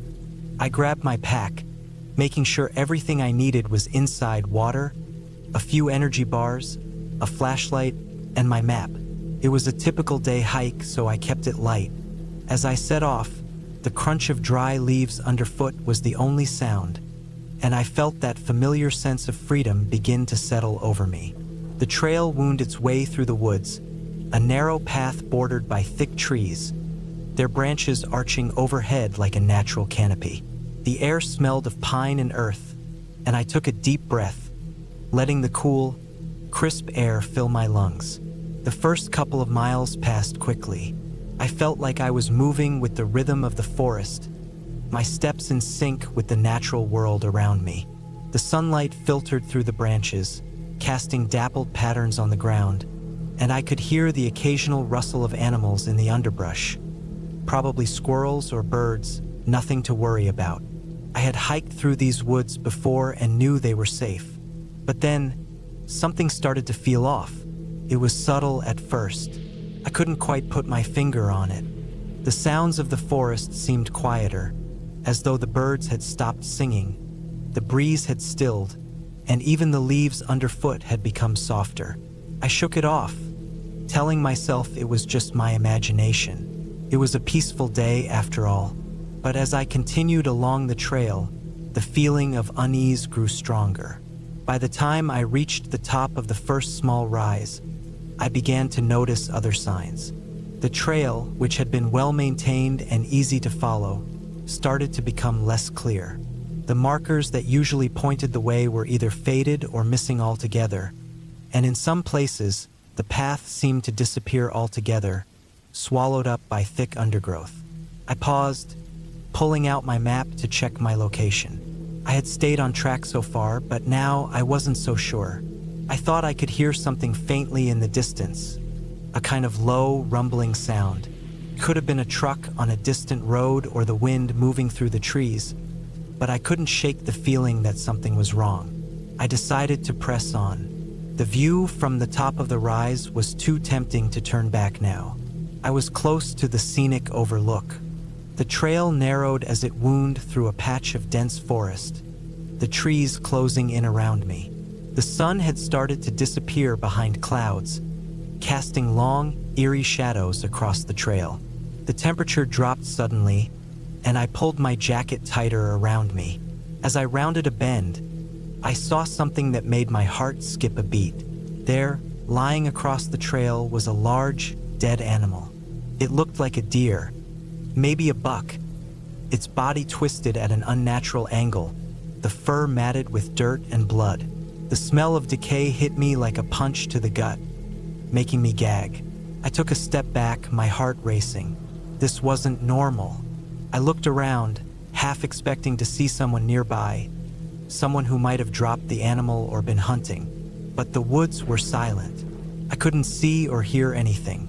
I quickly stepped around the carcass, trying not to touch it, but I felt my stomach churn with unease. Who had left it there? It didn't make sense. There weren't supposed to be hunters in this area, not at this time of year. The trail was supposed to be safe, a place for hikers like me to escape the chaos of the world. But now it felt different. The isolation that had once been comforting now felt like something darker, something dangerous. I picked up my pace, eager to get to the overlook and then back to the safety of my car. I didn't want to be out here any longer than I had to. As I moved deeper into the woods, I began to notice more odd things. Broken branches, fresh tire tracks on the dirt path that had no business being there, and a faint, distant sound that I couldn't quite identify. It wasn't the sound of a stream or wind or animals. It was just a low hum, as if something unseen was moving through the forest, following me. I forced myself to keep going, trying to ignore the growing tension in my chest.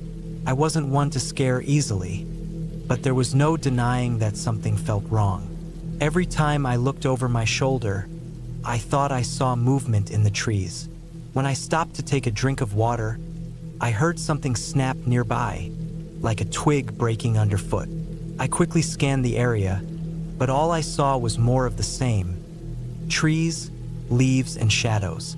I rounded another bend and came upon a small clearing. This was the overlook I had been aiming for. The view was breathtaking, with the valley below stretching out in all directions, the mountains rising up in the distance. For a moment, I forgot about the creeping fear that had been following me, letting myself soak in the beauty of the place. But then, I saw something that made my blood run cold. Near the edge of the clearing, standing almost too still to be real, was a man. He was tall, dressed in faded hiking clothes, but his face was turned away from me, his body rigid. I froze, my heart hammering in my chest. It was like my instincts were screaming at me to leave, but I couldn't move, couldn't look away. I don't know how long I stood there, watching him. He never moved. His presence was unnatural, out of place. He was too still, too quiet, and I began to feel like I was intruding on something I shouldn't have seen. Slowly, almost against my will, I took a step back, retreating into the trees. I didn't want to turn my back on him, but I didn't want to confront him either. The idea of asking him if he was okay, if he needed help, didn't feel right. There was no way to explain it. Something about the way he stood there, motionless, made my skin crawl. I turned and walked briskly down the trail, forcing myself to look straight ahead, not daring to glance back. My mind raced with possibilities. Who was that man, and why was he out there alone in such a remote area? My thoughts were scattered, frantic. I could hear the crunch of leaves beneath my boots, the sound of my own breathing filling my ears. As I made my way back down the trail, the feeling of being watched only grew stronger. The low hum I had heard earlier was louder now, closer. Every snap of a twig or rustle in the brush sent me into a near panic. I couldn't shake the feeling that someone or something was following me. I pushed myself harder, moving faster, until I finally reached the point where the trail met the creek. The sound of running water was a relief, and I stopped for a moment, letting the coolness of the water calm my nerves. It wasn't until I turned to head back toward the parking lot that I saw him again. The man from the overlook was standing at the edge of the creek, watching me. But this time he wasn't still. He was moving slowly, like he had been waiting for me to show up. My heart skipped a beat, and I turned around, breaking into a run. The sound of my footsteps echoed in my ears, but the noise of his footsteps behind me was louder. Too loud. I could hear them clearly now, not far behind me. He was gaining on me. I didn't stop. Couldn't. I ran harder, pushing through the underbrush, feeling the thorns scratch at my legs, but I didn't care. I couldn't stop, not until I got back to the car. I had to make it back. By the time I finally reached the parking lot, my lungs were burning, my legs felt like jelly, but I didn't stop to look back. I didn't slow down until I was inside the car, doors locked, engine running. I took a deep breath, trying to steady myself. I looked around. No sign of the man. No sign of anything out of the ordinary. I drove out of the parking lot, not looking back. The trail, the man, everything felt like a blur. I didn't know what had happened, or why I felt so unsettled. But as I drove, I told myself one thing. I would never hike that trail again. Never. There was something about that place, something wrong. And as I drove home, I couldn't shake the feeling that I had barely escaped whatever it was that had been waiting for me out there in the woods.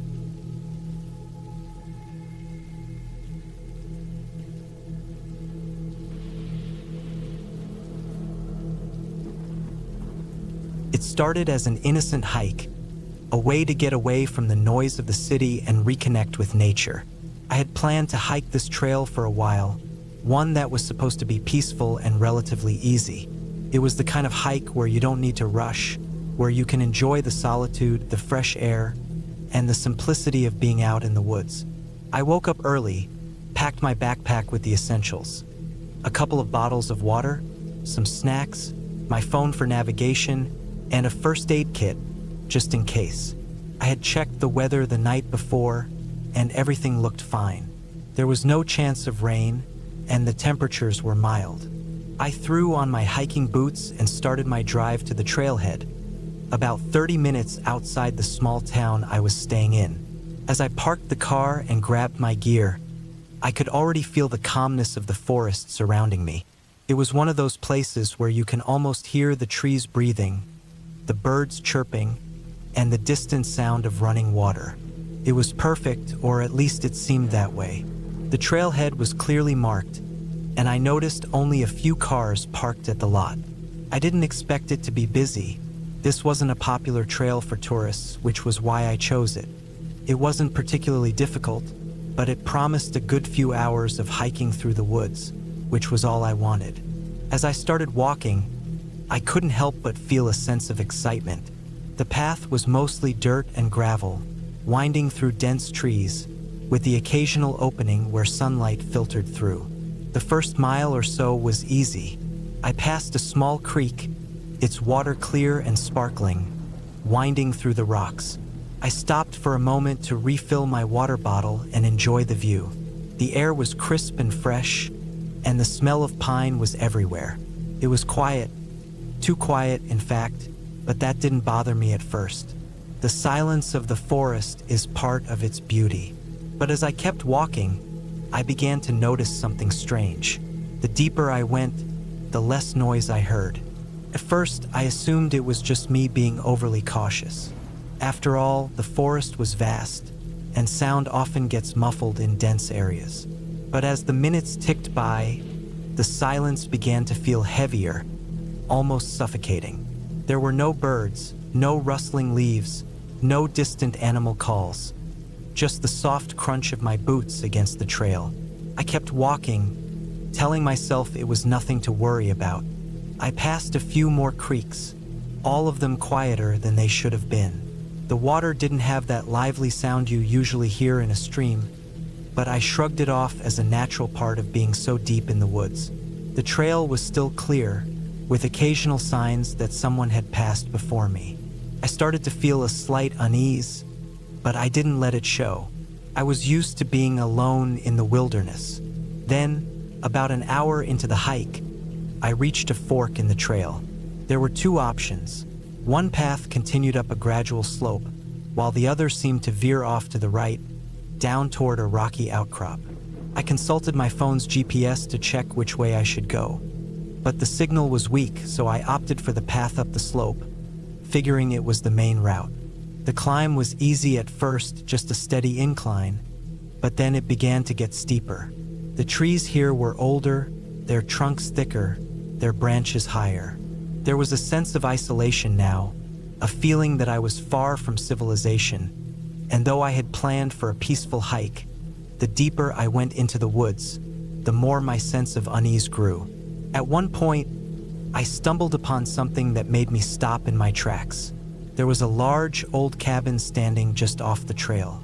It was hidden behind a thicket of bushes and trees, and it looked like it hadn't been lived in for decades. The wooden walls were weathered, and the roof had fallen in on one side. It was the kind of place you would expect to see in a horror story. I paused, staring at it, wondering why it was so out of place. It wasn't marked on my map, and there were no signs to indicate what it was. I should have turned back then. I should have kept moving forward, but my curiosity got the better of me. I walked closer to the cabin, my footsteps slow and cautious. The door was ajar, and I could see shadows moving inside, but I convinced myself it was just the wind causing the warped wood to creak. I peeked inside, but there was nothing but dust and abandoned furniture. Nothing sinister, just forgotten remnants of what used to be. I gave a quiet sigh of relief and turned to leave.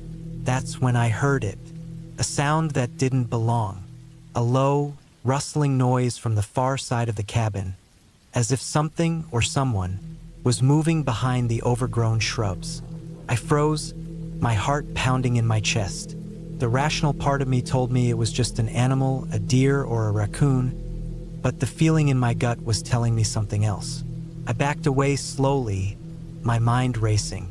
Maybe it was just my imagination, or maybe it was someone else on the trail, but the longer I stood there, the more the silence seemed unnatural. I didn't want to stick around to find out. I turned around and started walking quickly, my pace quickening as I tried to shake the unease that had settled in my stomach. The forest had become eerily still again, and my footsteps seemed to echo louder than usual. I wanted to get out of the woods, back to the trailhead, but the path seemed different now. The trees seemed closer, their shadows longer, the air colder. The further I went, the more the forest felt like it was closing in around me. I was almost back to the fork when I noticed something strange on the ground. A footprint. It wasn't large or deep, but it was fresh. Too fresh.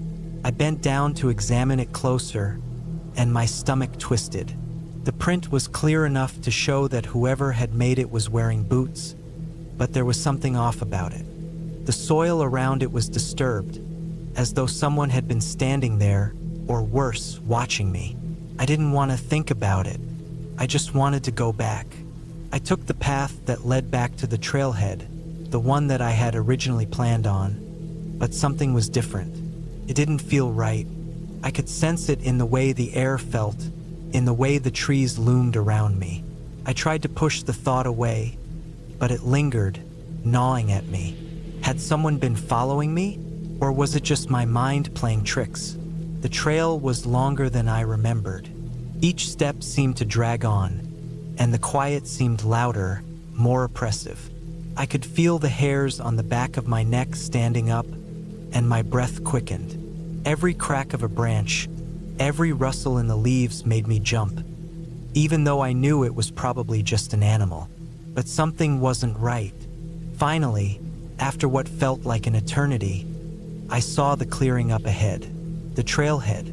I quickened my pace, almost running now, desperate to leave the forest behind. As I reached the parking lot, I was relieved to see my car still there, no sign of anyone else. I didn't look back as I climbed into the driver's seat, locked the doors, and started the engine. It wasn't until I was halfway down the winding road that I dared to glance at the rearview mirror. Nothing. No one. I sighed, a wave of exhaustion washing over me. But that feeling, the one I couldn't shake, still lingered in the back of my mind. I had been followed. I didn't know by whom or for what reason, but I knew I wasn't imagining it. I didn't hike that trail again.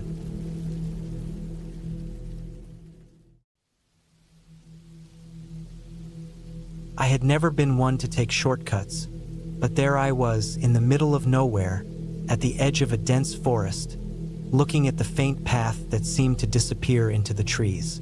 It had been a spur-of-the-moment decision, really. I had been driving for hours on a long, winding highway, trying to make my way to a remote camping spot I had found online. The plan had been simple: find the spot, set up camp, and enjoy a few peaceful days away from everything. But things never go according to plan, do they? It was late afternoon by the time I turned off the main road and onto a dirt trail that led deeper into the woods. The GPS on my phone had been glitching for the past half hour, and there were no other cars around. I wasn't exactly in the middle of nowhere yet, but I could tell I was getting closer. I passed a few old cabins. Some looked abandoned. Others seemed lived in, but with no signs of life. As I continued down the road, the trees seemed to close in on both sides, their dense foliage blocking out the last bit of sunlight. I wasn't sure what I was expecting, but the place had an eerie feeling to it. Not that it was dangerous, just off.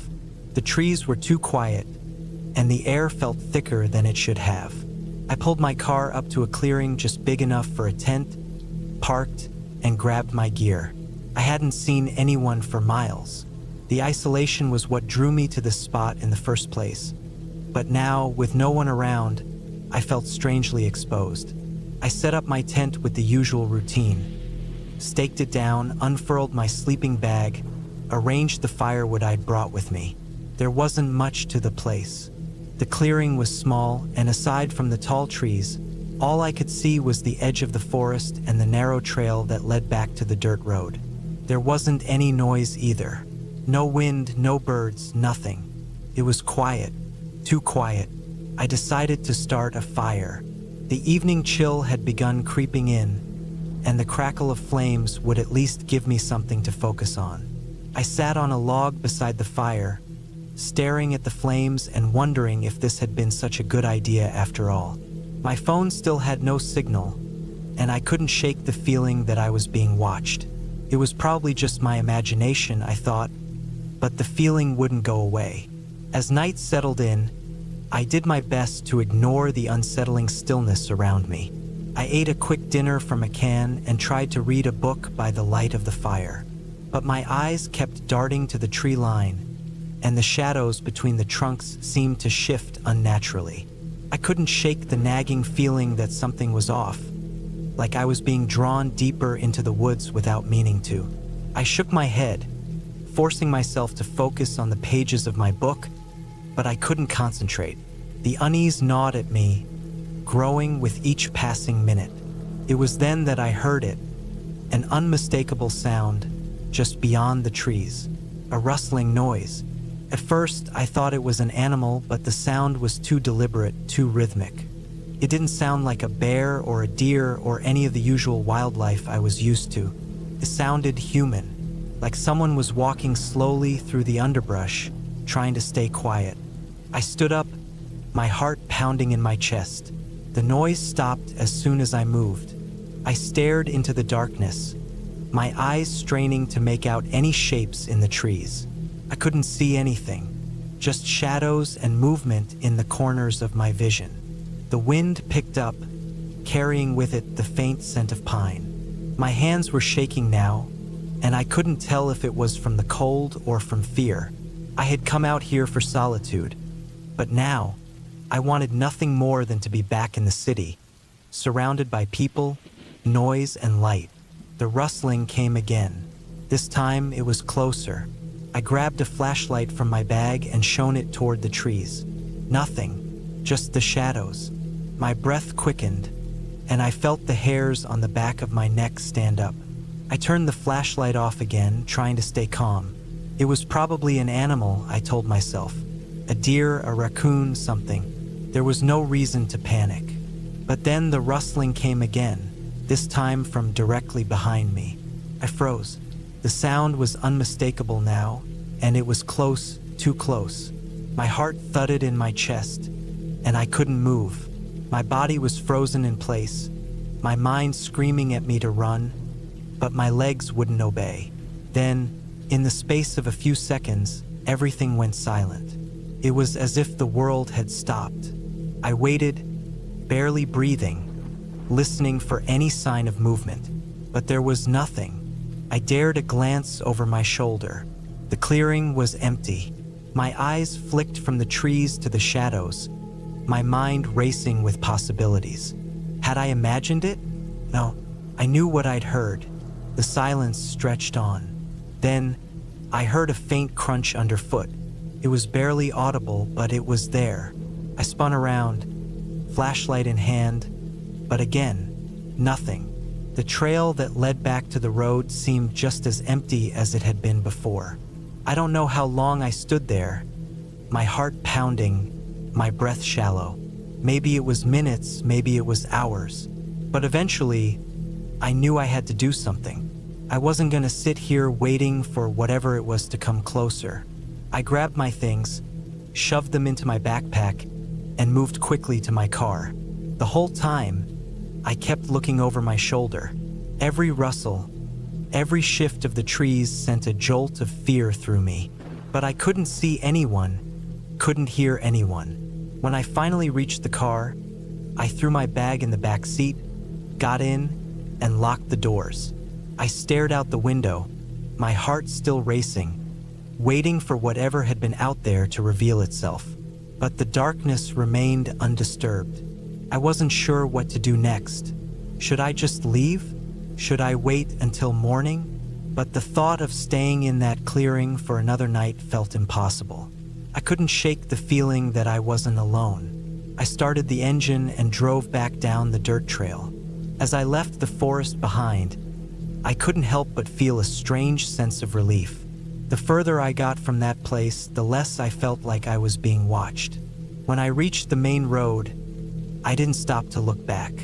I kept driving, trying to ignore the eerie stillness of the forest that seemed to follow me, even from miles away. By the time I reached a small town and found a place to stay for the night, I felt like I could finally breathe again. I kept replaying the events in my mind, trying to make sense of it all. Was it someone playing a prank on me? Or had I just stumbled across a spot that people preferred to keep to themselves? Either way, I had learned something important that night. No matter how remote the place, how peaceful it may seem, there's always a chance that someone or something else is out there. I couldn't shake the feeling that I had narrowly escaped something, though I could never quite put my finger on what it was. But I knew one thing for sure: I wasn't going back to that spot. Ever.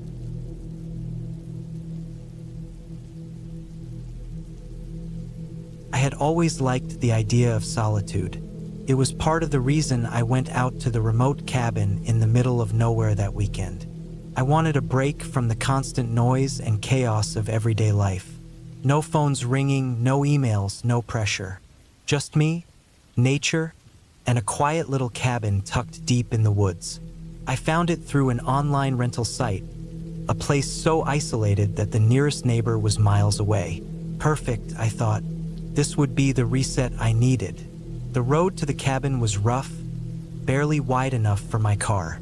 I passed through dense trees, feeling like I was entering another world with every turn. The last stretch of the road was more like a trail, and I had to park the car and hike a little before I finally reached the cabin. It looked exactly as I imagined, sitting there on the edge of a small, quiet clearing, surrounded by towering pines and thick underbrush. No one else in sight. It was almost too perfect. Inside, the cabin was small but cozy. A single bedroom with a soft bed, a small kitchen with just enough to cook a meal, and a living room with a fireplace. The wooden beams on the ceiling creaked as I settled in, and the only sound outside was the wind whispering through the trees. I felt at peace, finally free from the stress of the outside world. The first day went by uneventfully.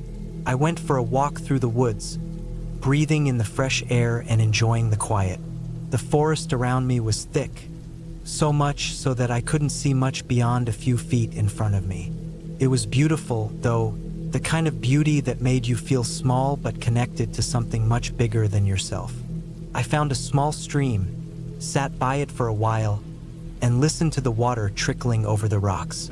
That night, as the sun set, the temperature dropped.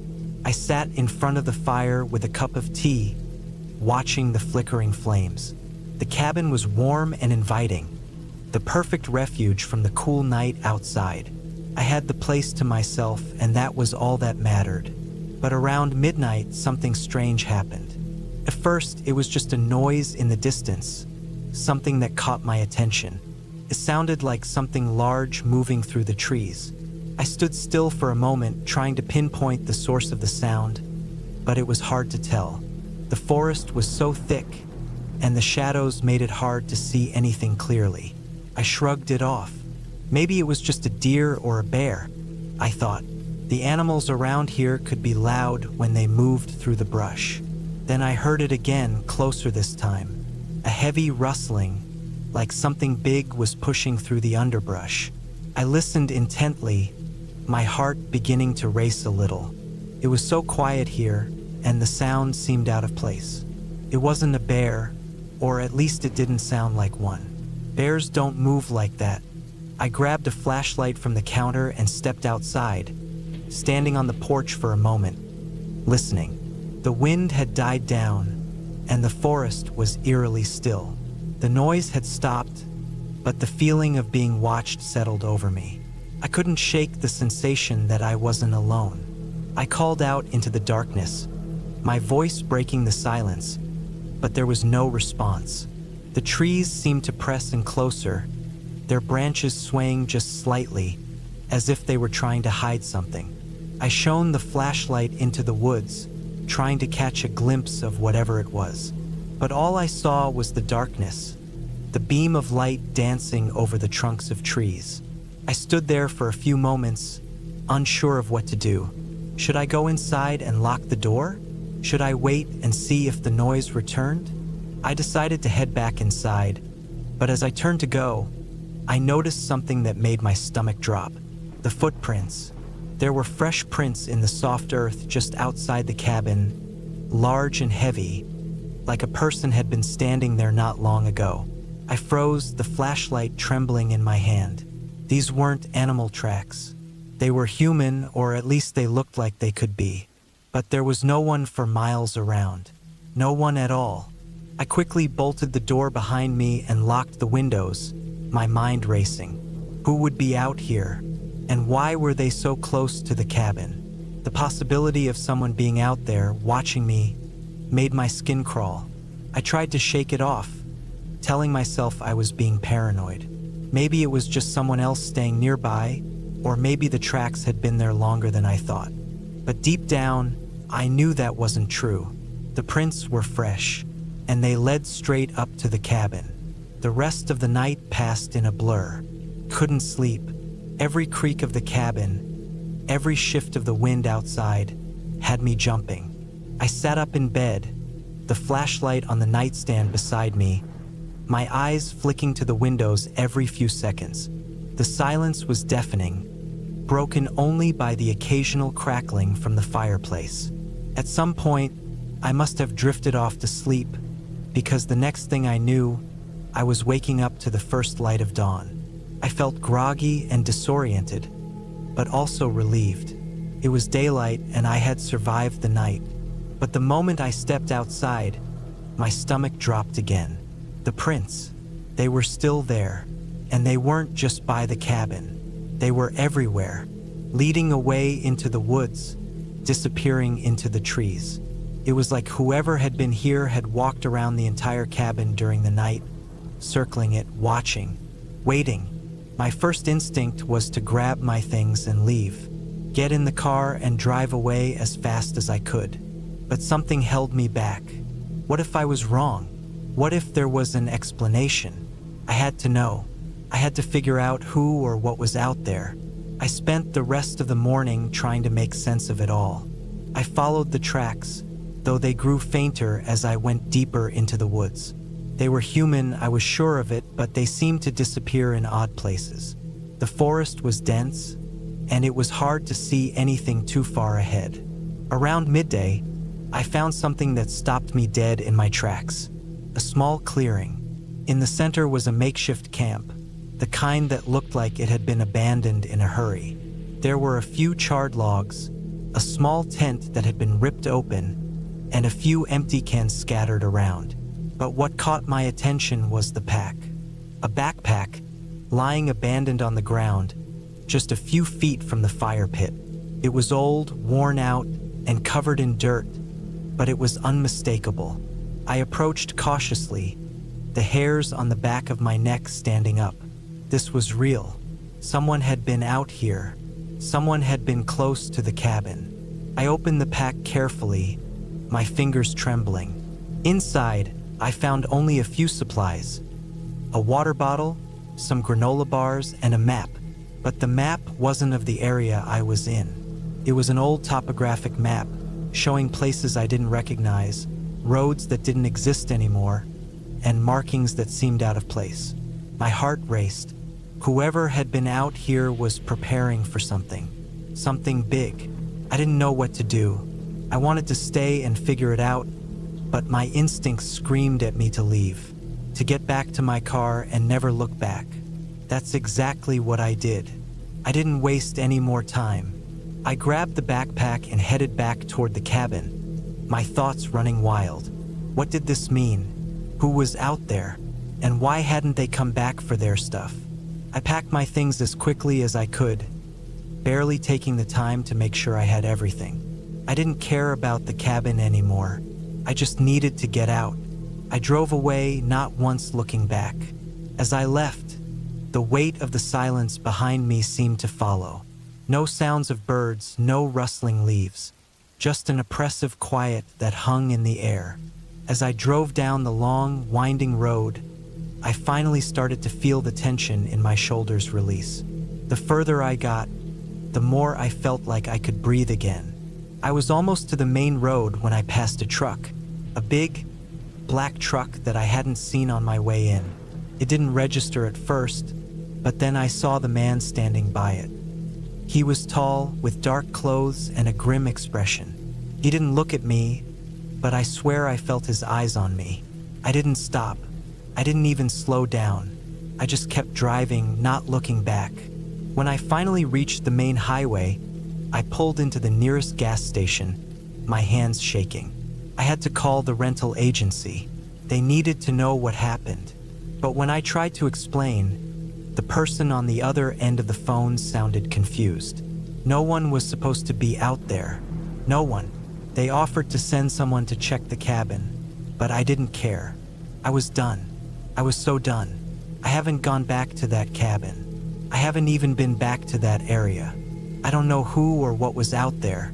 Maybe it was just someone else like me trying to get away from the world. Or maybe it was something else, something I don't want to think about. But whatever it was, I'm glad I'm far away from it. The woods may be beautiful, but they hold secrets. And some secrets are better left undisturbed.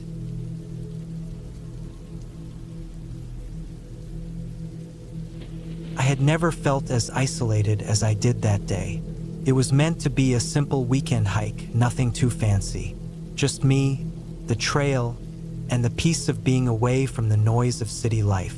I'd hiked in the woods before, many times in fact, but something about this trip felt different from the start.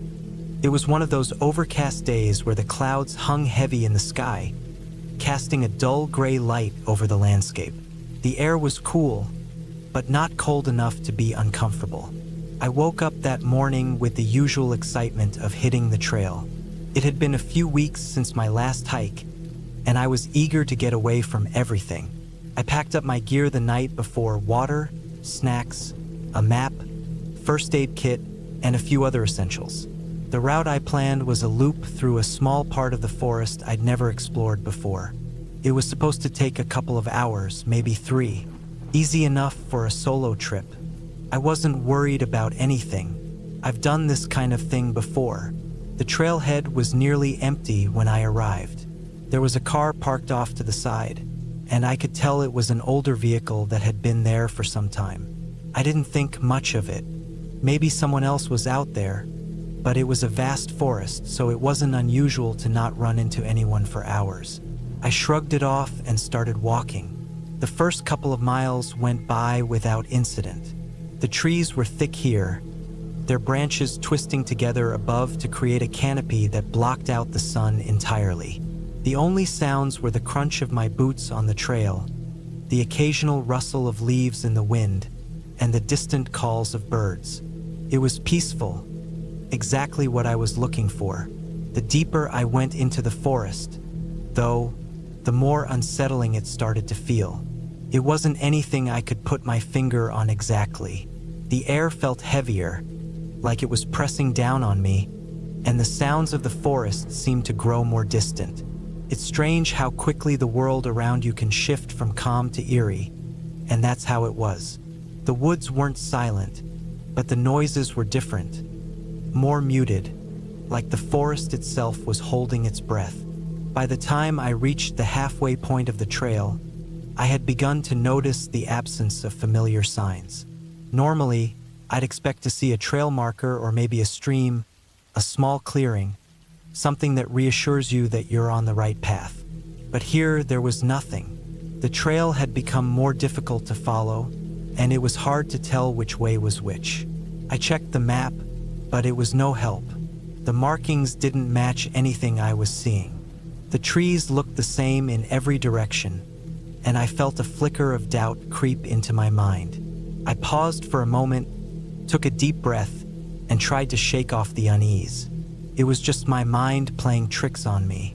Nothing more. I kept walking, hoping to reach a familiar landmark, but nothing seemed to change. After another hour or so, the trail completely disappeared. The path that I had been following had dwindled into nothing, replaced by undergrowth and thick, tangled roots. I stopped, and for the first time I felt a rising panic.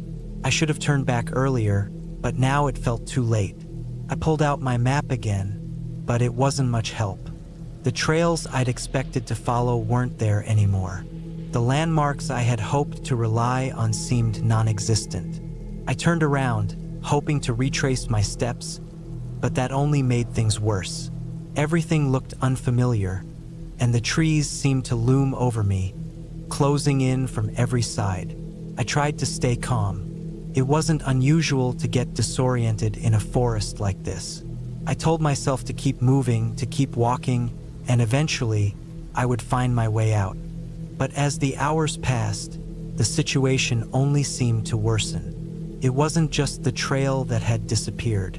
The forest itself felt different, more oppressive.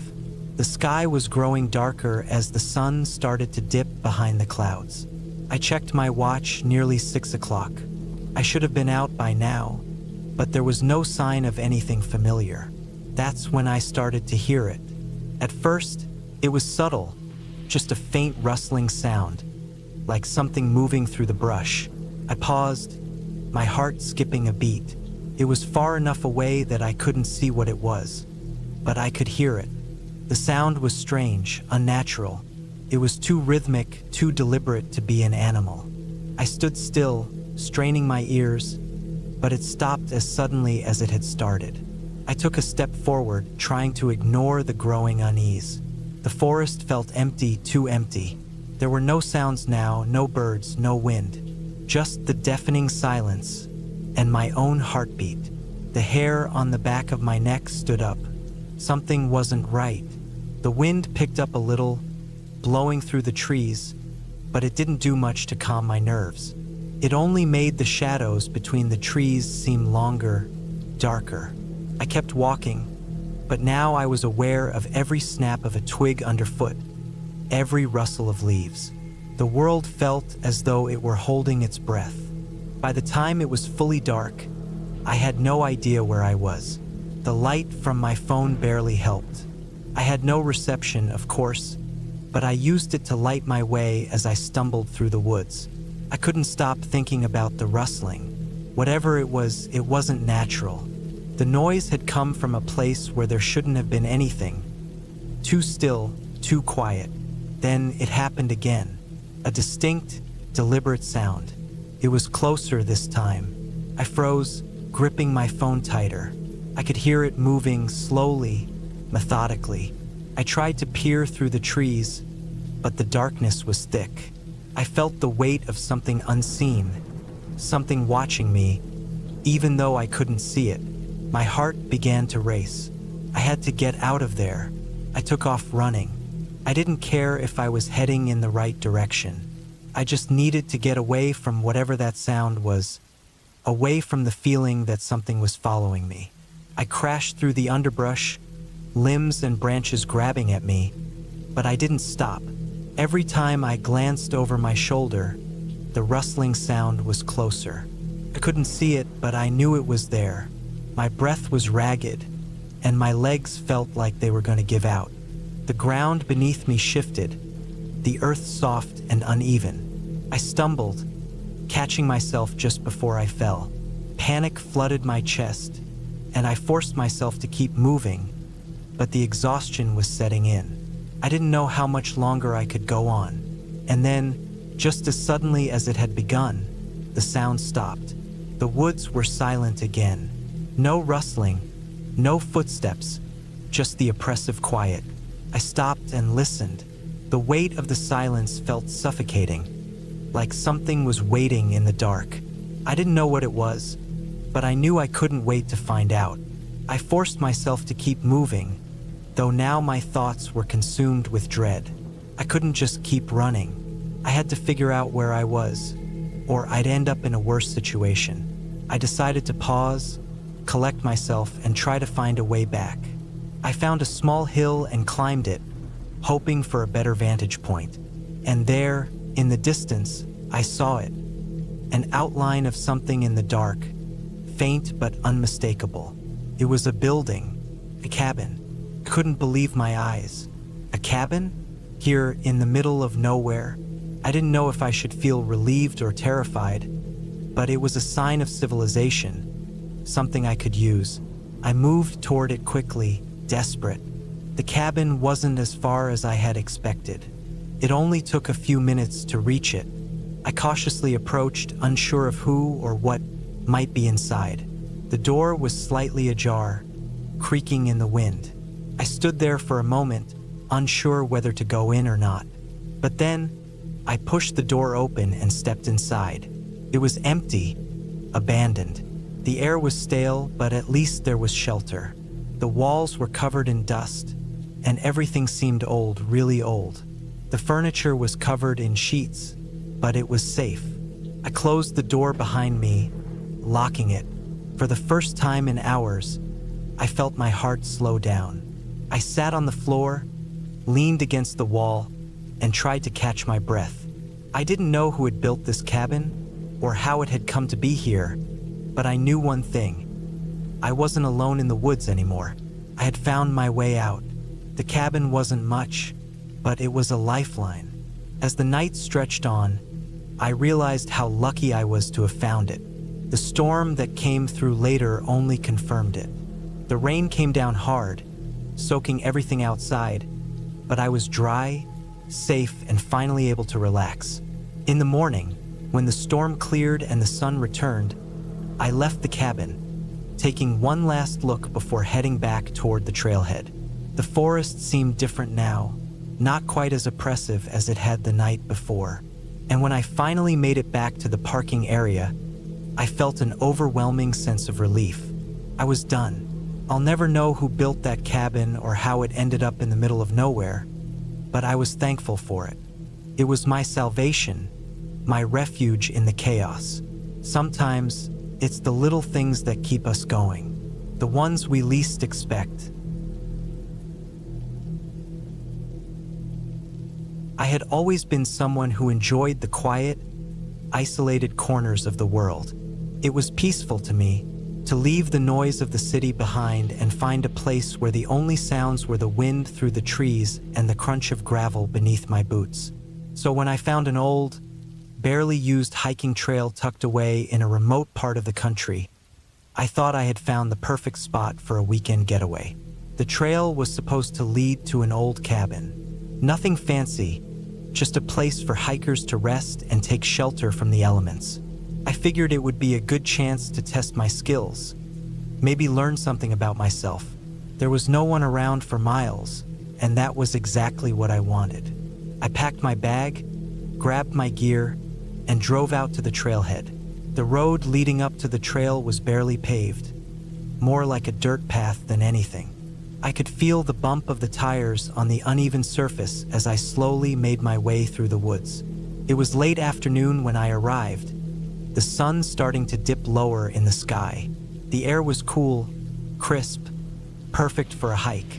I parked my car at the trailhead and took one last look at the road behind me. There was no sign of life, just the trees swaying gently in the wind and the distant sound of birds. I grabbed my backpack, made sure I had everything: water, snacks, a map of the area, and started down the trail. The first mile was easy, a slight incline with trees on either side. The trail was well marked, and I didn't feel concerned at first. The sun filtered through the leaves, casting long shadows on the ground. I could hear my footsteps, rhythmic and steady, crunching against the dirt. But as I continued, the trail began to get steeper, and the trees grew thicker. The sunlight faded, and the shadows deepened. The wind picked up, and the forest started to feel different, darker, colder, as if the world had closed in around me. I glanced down at my map. The cabin was supposed to be just a few more miles ahead. According to the guide, it wasn't hard to find. But the further I walked, the less sure I felt. The trees seemed to lean in closer, the path becoming narrower and more overgrown. The silence was unsettling. It wasn't just quiet, it was an oppressive silence. No birds, no rustling animals, nothing. By the time I reached what I thought was the halfway point, I realized something was wrong. The trail had started to disappear. At first, I thought maybe I had missed a turn, but the map didn't show any other routes. I stopped and scanned the area around me. There was no sign of the path, just dense trees and undergrowth. The sunlight was barely filtering through anymore, and I could feel the temperature drop. I tried to backtrack, but the trees and the thick brush made it difficult to retrace my steps. It felt like the forest was closing in on me, pushing me deeper into it. The longer I wandered, the more disoriented I became. The map didn't make sense. The landmarks didn't match what I was seeing. Every direction looked the same. Dense woods, no sign of a trail, and no cabin in sight. Panic started to creep in, but I pushed it back. I knew better than to lose my cool in situations like this. I focused on staying calm, remembering what I had learned about staying oriented in the wilderness. I found a small clearing and sat down for a moment to gather my thoughts. The cold air made my breath visible, but I didn't mind it. I pulled out my water bottle and took a long drink. I needed to think. I realized that I had been walking for hours now, and the sky was starting to darken. There was no sign of the cabin, no indication that I was on the right path. I felt stupid. How had I gotten so lost? I had done everything by the book, checked the map, kept track of time, but somewhere, something had gone wrong. I decided to head in what I hoped was the right direction, just to see if I could pick up the trail again. I needed to find some sort of landmark, a hill, a rock, anything. But the forest was endless, with no sign of anything other than trees and brush. The more I walked, the more I started to doubt myself. Was I going in the right direction? Should I just stop and wait for someone to find me? But that thought terrified me. I didn't know how long it would take for someone to realize I was missing. I had to keep moving. I couldn't afford to just wait around. By the time the sun had set, the forest was almost completely dark. My flashlight was weak, its beam barely cutting through the blackness around me. I knew I needed to find shelter, but I had no idea where to go. There were no signs of civilization, no roads, no lights. Just the oppressive darkness and the sound of the wind rustling through the trees. I eventually stumbled upon a small, weathered shack. It wasn't much. A simple wooden structure that looked like it had been abandoned for years. It didn't look like the cabin I had been searching for, but it was something. I didn't have much of a choice. I approached it cautiously, checking to make sure there were no dangerous animals inside. The door creaked as I pushed it open. Inside was empty, save for some old furniture covered in dust and cobwebs. It was better than being out in the cold, so I decided to settle in for the night. I locked the door behind me and curled up on the floor, using my jacket as a blanket. The wind howled outside, but I felt a little safer inside the shack, even if it wasn't much of a shelter. I was exhausted, but sleep didn't come easily. Every little sound made me tense up. The creak of the shack's wood settling, the rustling of leaves outside. My mind raced, and I kept replaying the events of the day. How had I gotten so lost? What had happened to the trail? Why was I so deep in the woods with no sign of help? Eventually, I must have drifted off, but my sleep was restless. I kept waking up, startled by noises outside or the feeling of being watched. The night dragged on, and I couldn't shake the feeling that something was wrong. When the first light of morning broke through the cracks in the walls, I was up and moving. I didn't want to waste any more time. I needed to get out of the woods and find my way back to civilization. I grabbed my bag, checked my supplies, water, snacks, and set out once again. The forest looked different in the daylight, less menacing but still confusing. I had no idea where I was going, but I figured I couldn't get any more lost than I already was. I kept walking, hoping that eventually I'd find a road or a sign of life. Hours passed, and just as I was starting to lose hope, I saw something in the distance. A clearing, a break in the trees. My heart raced as I pushed through the underbrush, desperate to reach it. When I finally emerged into the open, I couldn't believe my eyes. There, in front of me, was the cabin I had been searching for. It was exactly where the map had said it would be. I stood there for a moment, taking it in. It was a small, rustic building, but it was real, and it was a sign that I had made it through the woods. I approached the cabin cautiously, my nerves still frayed from the night I'd spent in the shack. But there was no sign of danger. The door to the cabin was unlocked, and I stepped inside, grateful to finally be somewhere safe. The cabin was basic, but it was a shelter, and for that, I was thankful. I spent the next few hours taking stock of my situation, trying to calm down and regain some sense of normalcy. I wasn't sure how I had ended up in the wrong part of the woods, but I knew one thing for sure. I wasn't going to take the wilderness for granted again. After a while, I made my way back to the trailhead, retracing my steps as best as I could. The journey was long, but I finally reached my car. My hands were shaking from the strain of the past 2 days, but I was alive, and that was all that mattered. Looking back at the woods one last time, I couldn't help but feel a mix of relief and unease. I had gotten out, but I had learned a valuable lesson. The woods weren't just a place of peace and quiet. They were wild, unpredictable, and you couldn't always trust your map. Sometimes you had to trust yourself. And if I ever went back, I would be ready for whatever the forest had in store.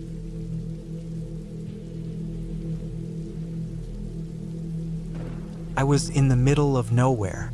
No cell service, no roads, just dense woods stretching as far as I could see. It had been a spontaneous decision, a weekend getaway to escape the noise of the city. I'd heard about a remote cabin on an old hiking trail that was supposed to be peaceful, just perfect for clearing my head.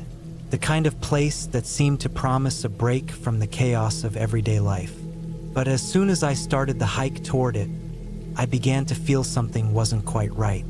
The cabin wasn't far off, a couple of miles or so I thought, but the path wound through trees so thick that I could barely see ahead of me.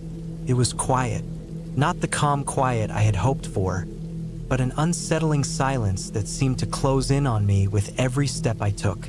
I brushed it off at first, told myself it was just the isolation, that I was overthinking things. But then there was the sound, the kind of soft rustling that didn't come from the wind. It was like something was moving nearby, just out of sight. I stopped, listening hard. The rustling stopped too. A chill crept down my spine, and for a second, I wasn't sure if I should keep going. But then I told myself it was just the wind. I pushed ahead. The trail wasn't well marked. Overgrown in places, it looked like no one had bothered with it in years. I had to step over rocks, branches, and fallen trees, each step growing more difficult. My legs were starting to ache, but I had come this far. I couldn't just turn back now. The cabin wasn't far. I repeated that to myself over and over. When I finally saw the cabin, it was smaller than I'd imagined. It looked run down, but still intact. Old wooden walls, a roof covered with moss. There were no other cabins nearby, no signs of life. Just the desolate stillness of the woods around me. My stomach churned as I walked toward it, an odd sense of dread settling in my chest.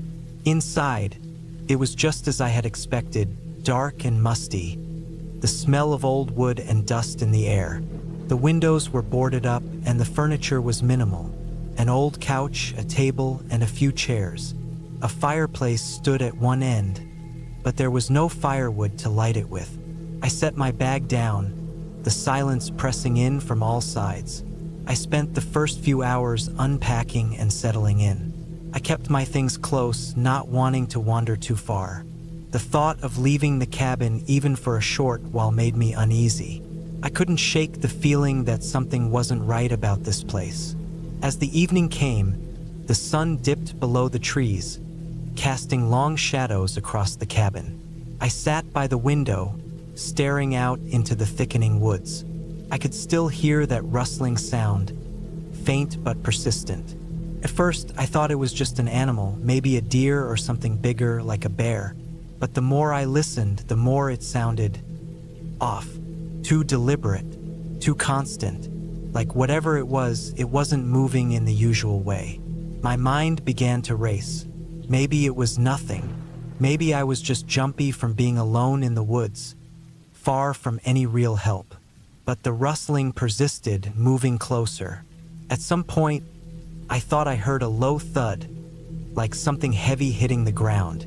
It was close, very close, and it made my heart race in a way that felt primal. Like some part of me knew I wasn't alone. I stood, my legs shaky as I moved to the door. I had to know what it was.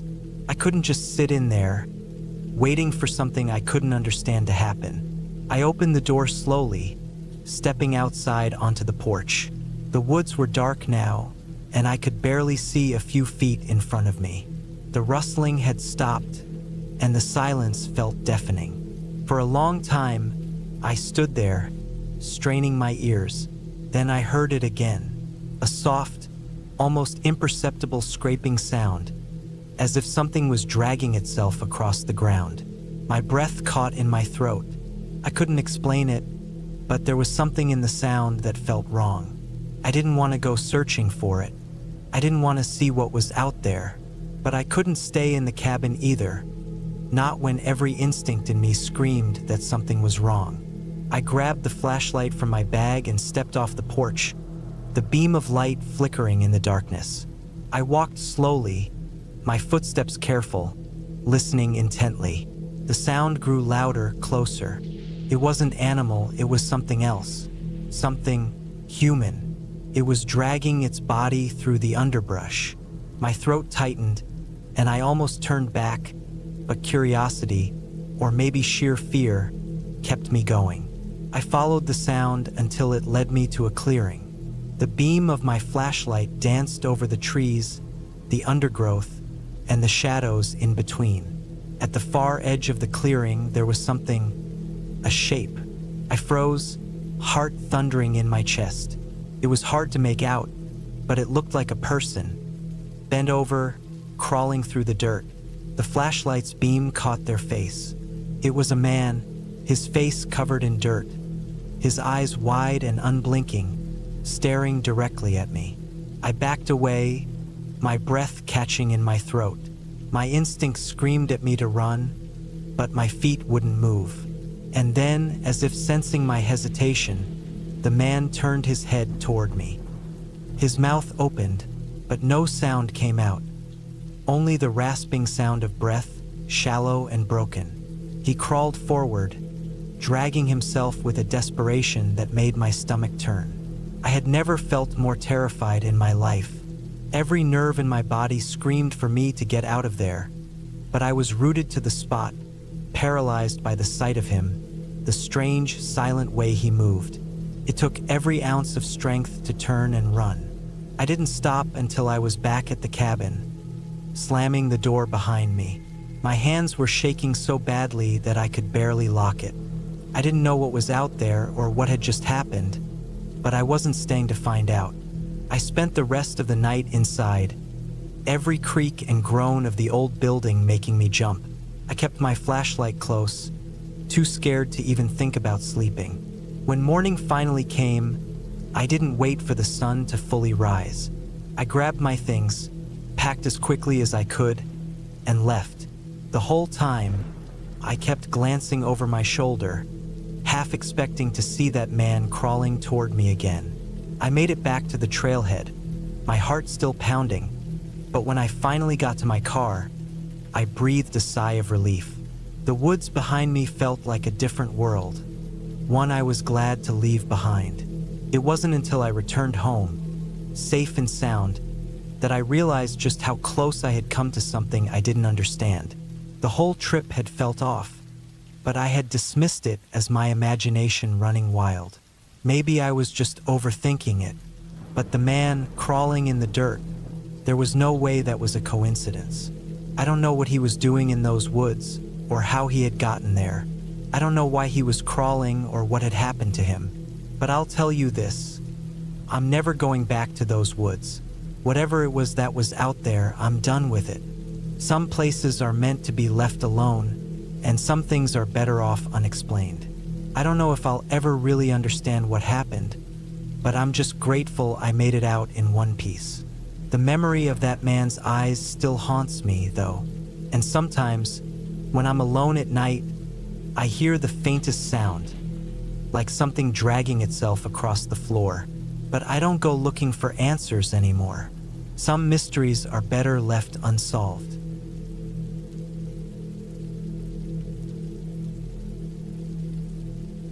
I had always thought I was good at being alone.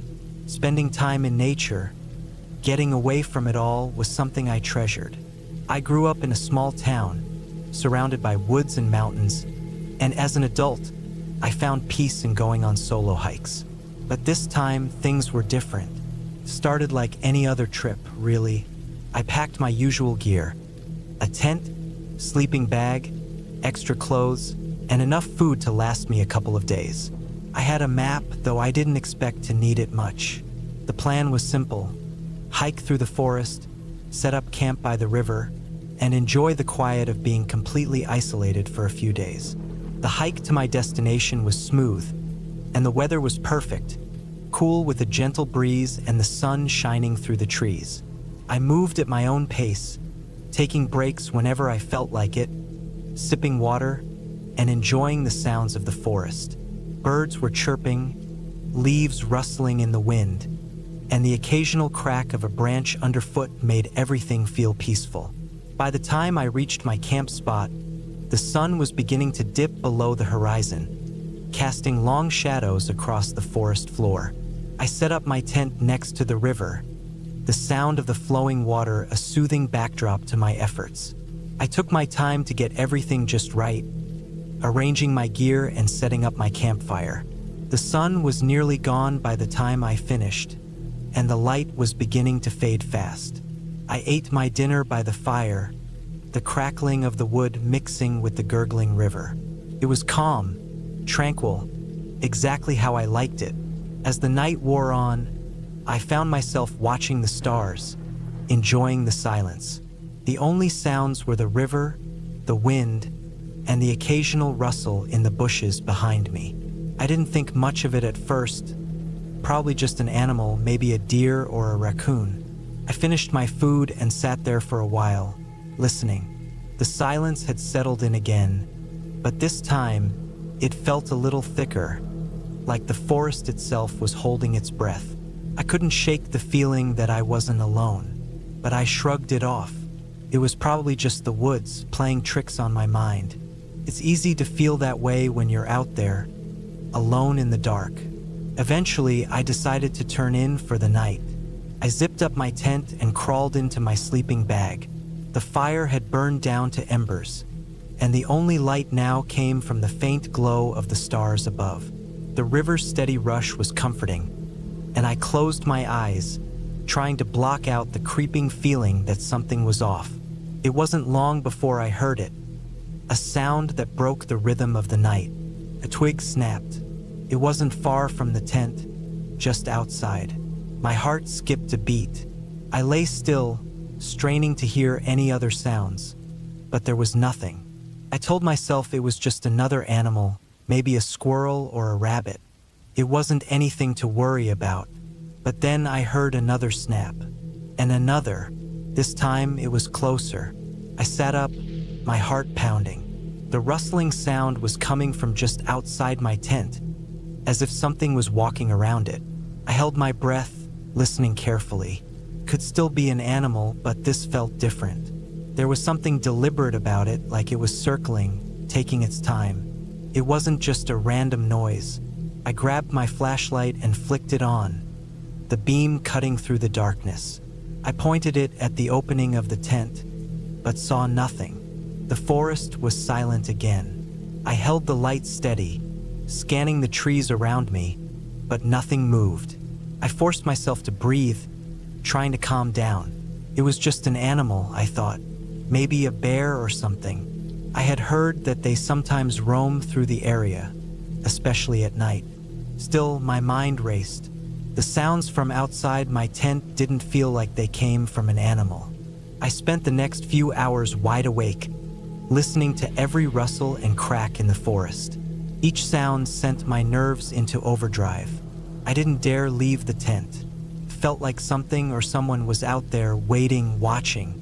I didn't know what it was, but I couldn't shake the feeling that I was being hunted. At some point, I must have drifted off to sleep. When I woke up, the sun had just started to rise, and the forest around me was bathed in soft, golden light.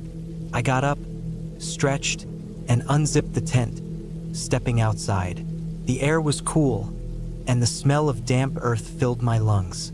Everything looked normal. The campfire had burned out overnight, and the river was still rushing past. But when I looked around, I noticed something strange. The ground near the edge of my tent was disturbed. There were deep, uneven tracks in the dirt, like something heavy had been walking around. I felt a knot tighten in my stomach. The tracks weren't from an animal. They were too big, too deliberate. They seemed to circle the tent, just like the rustling I had heard the night before. I followed the trail with my eyes, and my gaze landed on a large rock nearby. There, sitting on the rock, was a piece of cloth, a scrap of something torn, stained, and weathered by time. I moved closer, my heart pounding in my chest. I picked it up carefully. It was old, torn at the edges, and dirty. I could barely make out what it had once been, a shirt or jacket, maybe. But what struck me was the unmistakable scent that wafted off it. It was something rancid, something decayed, like it had been left out in the woods for a long time. I dropped it as if it had burned me. My mind raced. Someone had been here, not just anyone, a person. I wasn't alone out here. I grabbed my pack, shoved everything into it, and didn't waste any more time. I didn't care to finish my trip or find out who or what had been circling my camp the night before. I just wanted to get out of there. I hurried along the trail, my eyes scanning every tree and shadow, my ears straining for any sign of movement. I wasn't sure what I was afraid of, but the fear was real. My instincts were screaming at me to leave, and I wasn't about to ignore them. The path out seemed endless. My legs ached, my heart pounded, but I kept going, not stopping for anything. The woods felt heavier now, darker even though the sun was high in the sky. Every rustle, every crack of a twig made me jump. I kept expecting someone to step out from behind the trees, to confront me, but no one ever did. Took hours to make it back to the trailhead. By the time I saw the familiar road, I was completely drained. I had never been so relieved to see civilization. I didn't speak to anyone when I reached the parking lot. I just loaded my gear into my car and drove straight back home, not once looking in the rearview mirror. I never went back to those woods. I don't know who or what was out there with me, but I wasn't about to find out. It wasn't until later that I realized how close I had come to something dangerous. That scrap of cloth, the strange tracks, the sounds in the night, it all pointed to one thing. Someone had been watching me, but why? I don't know, and I don't care to find out. I still go on hikes, but I never venture far into the woods anymore, and I'll never again ignore that feeling of being watched. Sometimes, when I'm out in the quiet of nature, I can still hear that faint rustle in the distance, but I never stay to listen. I know now that not all things in the woods are meant to be understood, and sometimes it's better to just walk away and never look back.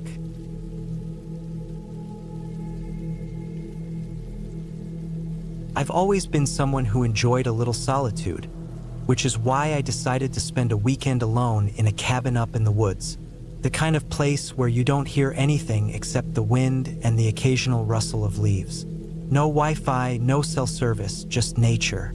It was supposed to be a break from the hustle of daily life, a way to reset and clear my mind, but things didn't go as planned. I found the cabin after some searching on an old, rural website. It was nestled deep in the forest, far from civilization, and the description sounded perfect. A small, rustic wooden cabin with a fireplace, a few basic amenities, and a porch with a view of the surrounding wilderness. It was more than what I could have asked for, and I was excited to disconnect completely. The drive there was long. I left in the early morning, and by the time I reached the end of the paved road, the sky had already turned gray, and the sun was beginning to dip low. The last few miles were on a rough, dirt path that wound through the trees. I hadn't seen another vehicle for miles, and it felt like I was entering a place untouched by time. I pulled up in front of the cabin, the small structure barely visible through the thick forest around it. The place looked just like the photos, old but well kept. The wood was weathered but solid, and the chimney had a faint trail of smoke rising from it. The whole scene gave off an eerie, almost cinematic vibe, but I didn't think much of it at the time. After unloading my gear, I settled inside. The cabin was exactly what I expected. Small, but cozy. A wood-burning stove, a couple of chairs, a table, and a bed with a thick quilt. I got the fire going, and the warmth quickly made the place feel like home. The sun had set by the time I finished setting up, and the darkness outside was almost absolute, except for the faint glow of moonlight filtering through the trees. I spent the evening reading, enjoying the silence, and letting myself sink into the solitude. But as the night wore on, I started to feel something. It wasn't fear, not exactly. More like an uneasy feeling that I was being watched. But when I turned around, there was nothing but the flickering firelight. I tried to shake it off, telling myself it was just the isolation getting to me. Around midnight, I decided to turn in. The bed was surprisingly comfortable, and I quickly drifted off to sleep. The next morning, I woke up to the sound of birds chirping and the soft rustling of wind in the trees. The sun was already up, streaming through the gaps in the wood, casting long shadows on the floor. I stretched, feeling refreshed, and decided to take a walk around the property. There was a small trail that led deeper into the woods, and I followed it for a while, enjoying the crisp morning air and the solitude. The trail seemed to go on forever, winding through the thick trees with no other signs of human life. The further I walked, the more I felt a sense of isolation. It was peaceful, yes, but also unsettling. It felt like I was on the edge of the world, with nothing but wilderness around me. I wandered for hours, not paying attention to the time, until I finally came across a clearing. At first, it seemed like just another open space in the woods, but then I noticed something odd. In the center of the clearing was an old, weathered stone well. It was covered in moss, and the stones looked like they had been there for decades, maybe longer. The well seemed out of place, like it didn't belong in this part of the forest. Curiosity got the best of me, and I approached it. The stone was cool under my fingers as I leaned over the edge, peering down into the dark opening. I couldn't see anything at first, just darkness. But then, as my eyes adjusted, I thought I saw something moving at the bottom. I blinked, unsure if I was imagining it.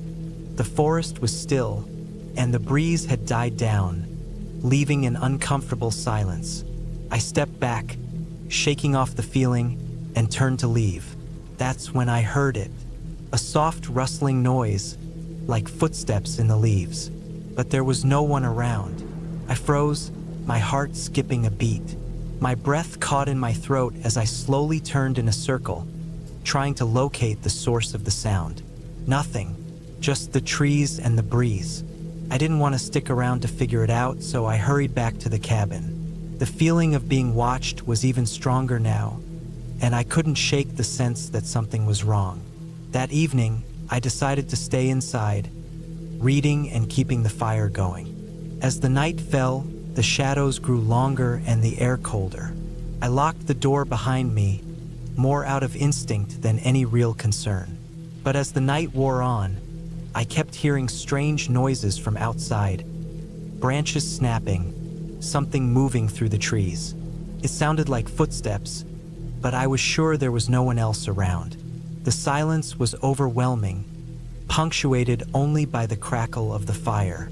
At some point, I must have fallen asleep, but I woke up in the middle of the night to the sound of a loud bang coming from outside. My heart raced as I sat up, my mind racing with possibilities. Was it an animal or something worse? I grabbed a flashlight and made my way to the door. My hands were shaking as I twisted the handle and stepped outside. The cold air hit me like a slap to the face, and the light from the flashlight cut through the darkness, revealing nothing but trees. The noise had stopped, but I couldn't shake the feeling that something was wrong. I circled the cabin, checking every corner, but there was nothing. Just the wind rustling through the trees and the occasional distant animal call.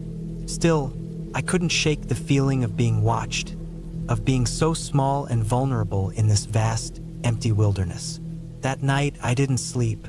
I kept the fire going and stayed on edge, listening to every creak and groan of the cabin as the wind picked up. By morning, I was exhausted, but I tried to brush it off.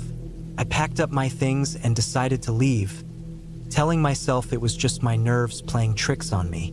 I drove down the rough dirt path, but as I reached the end of the road where the pavement began, something made me stop. I looked back at the cabin, barely visible through the trees. For a moment, I saw something in the window, a shadow, just for a second. I blinked, and it was gone. I didn't know what it was, but in that moment I understood. Something was out there in the woods watching. I wasn't alone, not really. I didn't have to see it to know it was there, lurking in the forest, waiting. I left that place and I didn't go back. I'm not sure if I'll ever really understand what happened, but I know one thing for sure.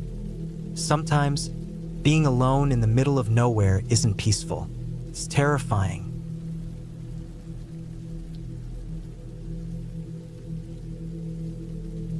I had no business being here. I knew that much from the moment I made the turn onto the old dirt road. The kind of road you don't see in the city. The kind of road that seemed to be swallowed by the forest, with trees pressing in on either side like they were trying to block me from turning back. But I was already too deep into the trip to turn around. It had started as an innocent enough idea. A weekend getaway to some cabin I found online. Something remote, secluded, where I could just get away from it all. No fones, no internet, no distractions. Just me, the woods, and the sound of nature. I had a vague idea of where the cabin was supposed to be. The GPS was acting up. No surprise there, being so far off the beaten path. But it kept insisting I take this dirt road, telling me I was almost there. The cabin was supposed to be a peaceful retreat, nestled in the mountains. The photos online made it look perfect, surrounded by thick forest and a quiet, serene lake. It was supposed to be a simple escape from the stress of city life. But now, with every bump in the road, I felt less and less sure about this decision. The road stretched on, winding through the trees in a way that felt deliberate, like the forest was slowly swallowing me whole. My car was the only one on the road. Not a single soul around for miles. Not a house, not a shop, just trees. The air was thick with the scent of pine and damp earth. The sort of smell that told you this place hadn't been disturbed by human hands in a long time. I didn't even think to check the weather before heading out. But now the sky was thickening, clouds rolling in like they were part of some bigger plan to keep me trapped here. A few raindrops hit the windshield. Nothing big, but enough to make the road slick and dangerous. I gripped the wheel a little tighter, my eyes scanning the road ahead, looking for any sign that I was nearing the cabin.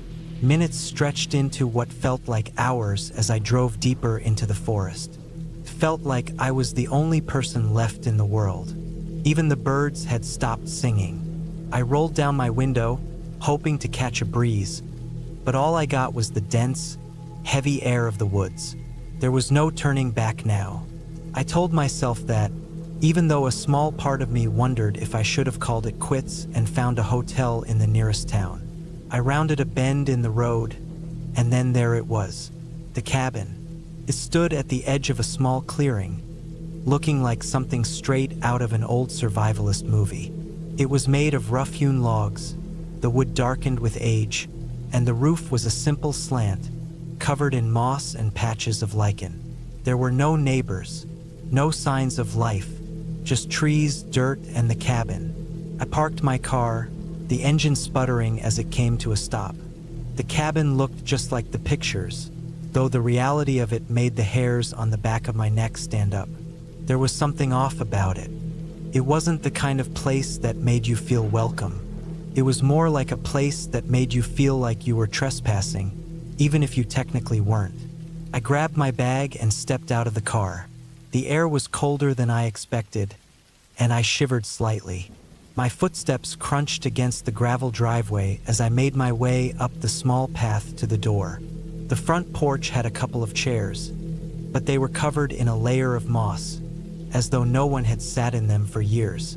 I fumbled with the lock, and after a few seconds, the door creaked open. Inside, the cabin was just as you'd expect. There was a small living room with an old wood-burning stove, a few mismatched chairs, and a simple wooden table. The place felt lived in but not recently. Dust covered every surface, and the smell of mildew hung thick in the air. The kind of musty smell you get when something hasn't been used in ages. I set my bag down on the floor and went to open a window, But as I did, I noticed something strange. The window wasn't dirty. It wasn't just dust on the glass. It looked like someone had deliberately smeared something on the outside. Something red. I couldn't tell what it was at first, but it made my stomach twist. I wiped at the glass with my sleeve, trying to get a better look. That's when I saw it. Handprints. Streaks of red, smeared across the window. They were too big to be from an animal. Too deliberate to be some random mark left by nature. I stood frozen for a moment, staring at it. My heart pounded in my chest, and I had the sudden, overwhelming urge to just leave. But I couldn't. I was already here, and I couldn't let some strange handprints scare me away. I forced myself to turn away from the window and look around the rest of the cabin. I checked the kitchen, which was simple but functional, and the tiny bathroom. The place was older than I expected, but it had everything I needed. I figured I could shake off the feeling that something was wrong and settle in for the night. The sun was setting, casting long shadows across the trees outside. I went to the stove and started a small fire, feeling the warmth spread through the cabin. The rain had picked up outside, tapping against the roof like 1,000 little feet. It was the perfect kind of night for staying in, reading a book, and just relaxing. But as the fire crackled, I couldn't shake the feeling that I wasn't alone. It was a quiet, oppressive kind of loneliness, a sense that there was something in the forest watching me, just out of sight. Every sound outside seemed louder than normal. The wind in the trees, the rain, even the occasional rustle of animals in the underbrush. I tried to push the feeling away, but it clung to me like the dampness in the air. I sat in the chair, staring into the fire, the flickering light dancing across the room. Every now and then, I would hear a noise, a branch snapping, a twig breaking, the sound of something moving around outside. I couldn't help myself. I stood up and walked to the window, peering out into the darkness. All I could see were the trees, their branches swaying in the wind. But the darkness felt wrong. It was like the forest was closing in around me, the shadows deeper than they should be. The rain had stopped, but the air still felt thick with it. I hesitated for a moment, then decided to go outside for a quick walk. Maybe some fresh air would clear my head. I grabbed my jacket, stepped outside, and made my way down the small path leading into the forest. The ground was soft beneath my boots, the leaves slick with moisture. I walked for what felt like a while, trying to shake the unease gnawing at my gut. But the deeper I went into the woods, the more I felt it. The feeling that I was being followed. First, I thought it was my imagination, but then I heard it, footsteps, soft but unmistakable. I spun around, but there was nothing there. No one, just the trees. I quickened my pace, turning back toward the cabin, my heart pounding. The footsteps kept pace with me, just behind. Every time I turned, there was nothing, but the sound didn't stop. The air seemed to grow colder, heavier, as if the forest itself was holding its breath. Finally, I reached the cabin, bursting through the door and slamming it behind me. I leaned against it, trying to steady my breathing. I was shaking now, my mind racing, but the sound of footsteps had stopped. For now, I didn't sleep much that night. The fire had burned low, and the silence of the cabin seemed to press in on me. Every creak of the floorboards, every whisper of wind outside made me jump. It was a long night, but by morning, I was exhausted. I made a quick breakfast, packed my bag, and decided it was time to go. I didn't care about the cost of the cabin or what anyone might think. I just needed to get out of there. I started the car and drove away, the wheels spinning on the dirt road. The further I went, the more I felt the tension leave my body. The trees thinned out, and I finally saw the first sign of civilization, a road sign pointing to the nearest town. But just before I reached the highway, I noticed something, a figure standing at the edge of the woods. It was far off in the distance, but I could still make out the shape of a person. They were watching me. I didn't stop. I didn't look back. I just drove. And when I finally got to the town, I never went back to that cabin. I never even found out who else had been out there. But sometimes, when I think about it, I wonder if I was ever truly alone out there in the woods.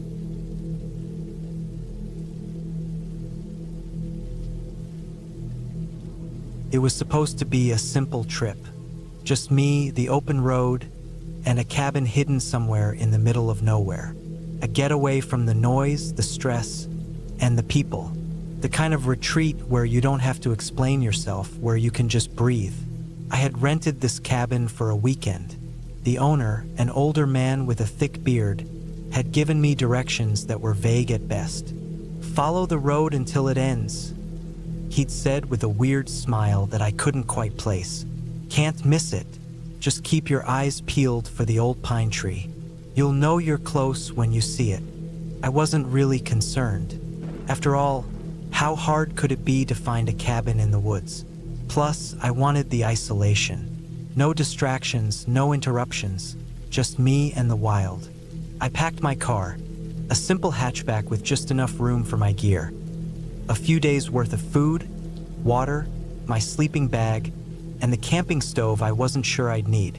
It was a 2-hour drive from the nearest town, but the road quickly turned into a narrow, winding path the moment I left the pavement behind. The trees crowded in around me, their dark shadows stretching long across the road, making everything feel even more remote. I tried not to think about how quiet it was.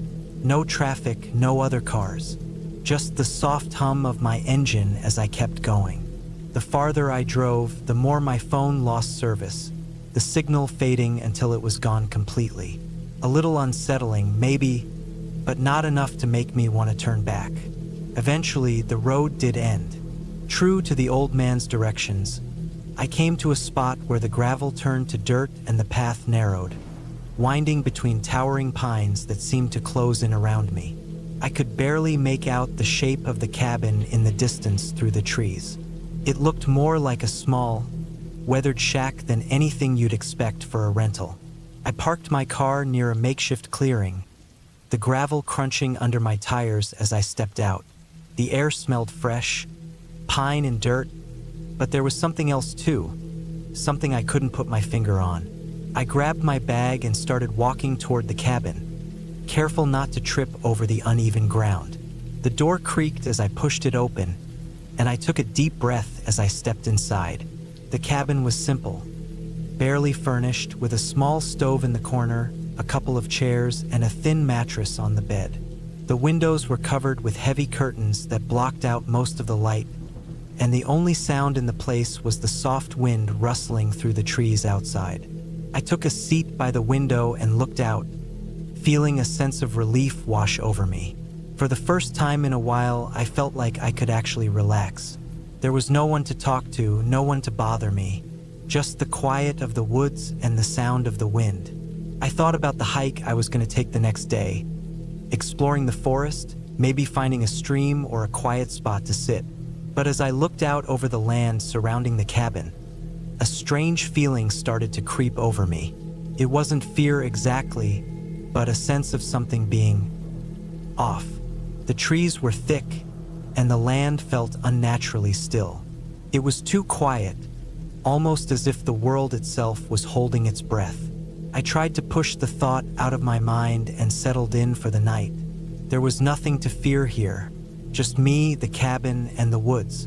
But when the sun set and the shadows lengthened, something strange happened. The cabin seemed to shift.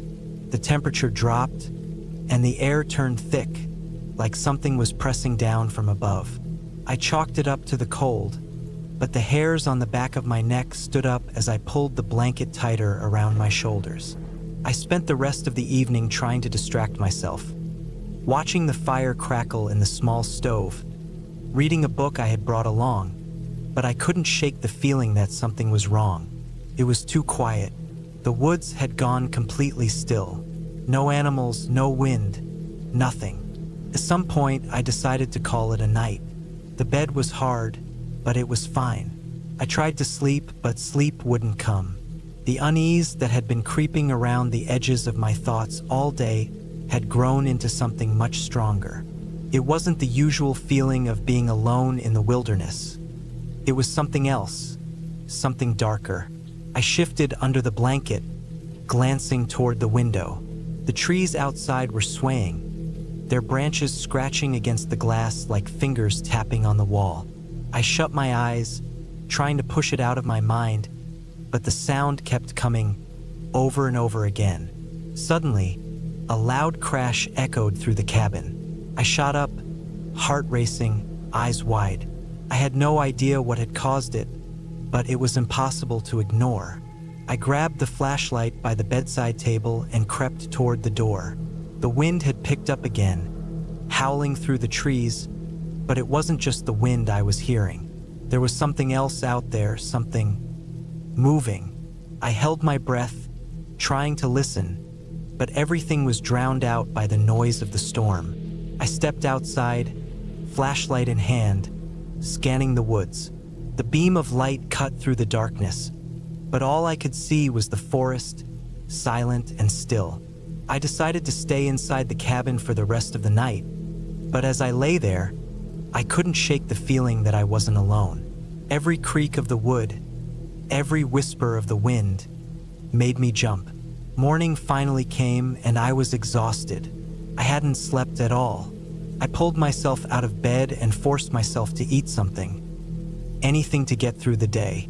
I couldn't stay cooped up in the cabin forever. I needed to get out and clear my head.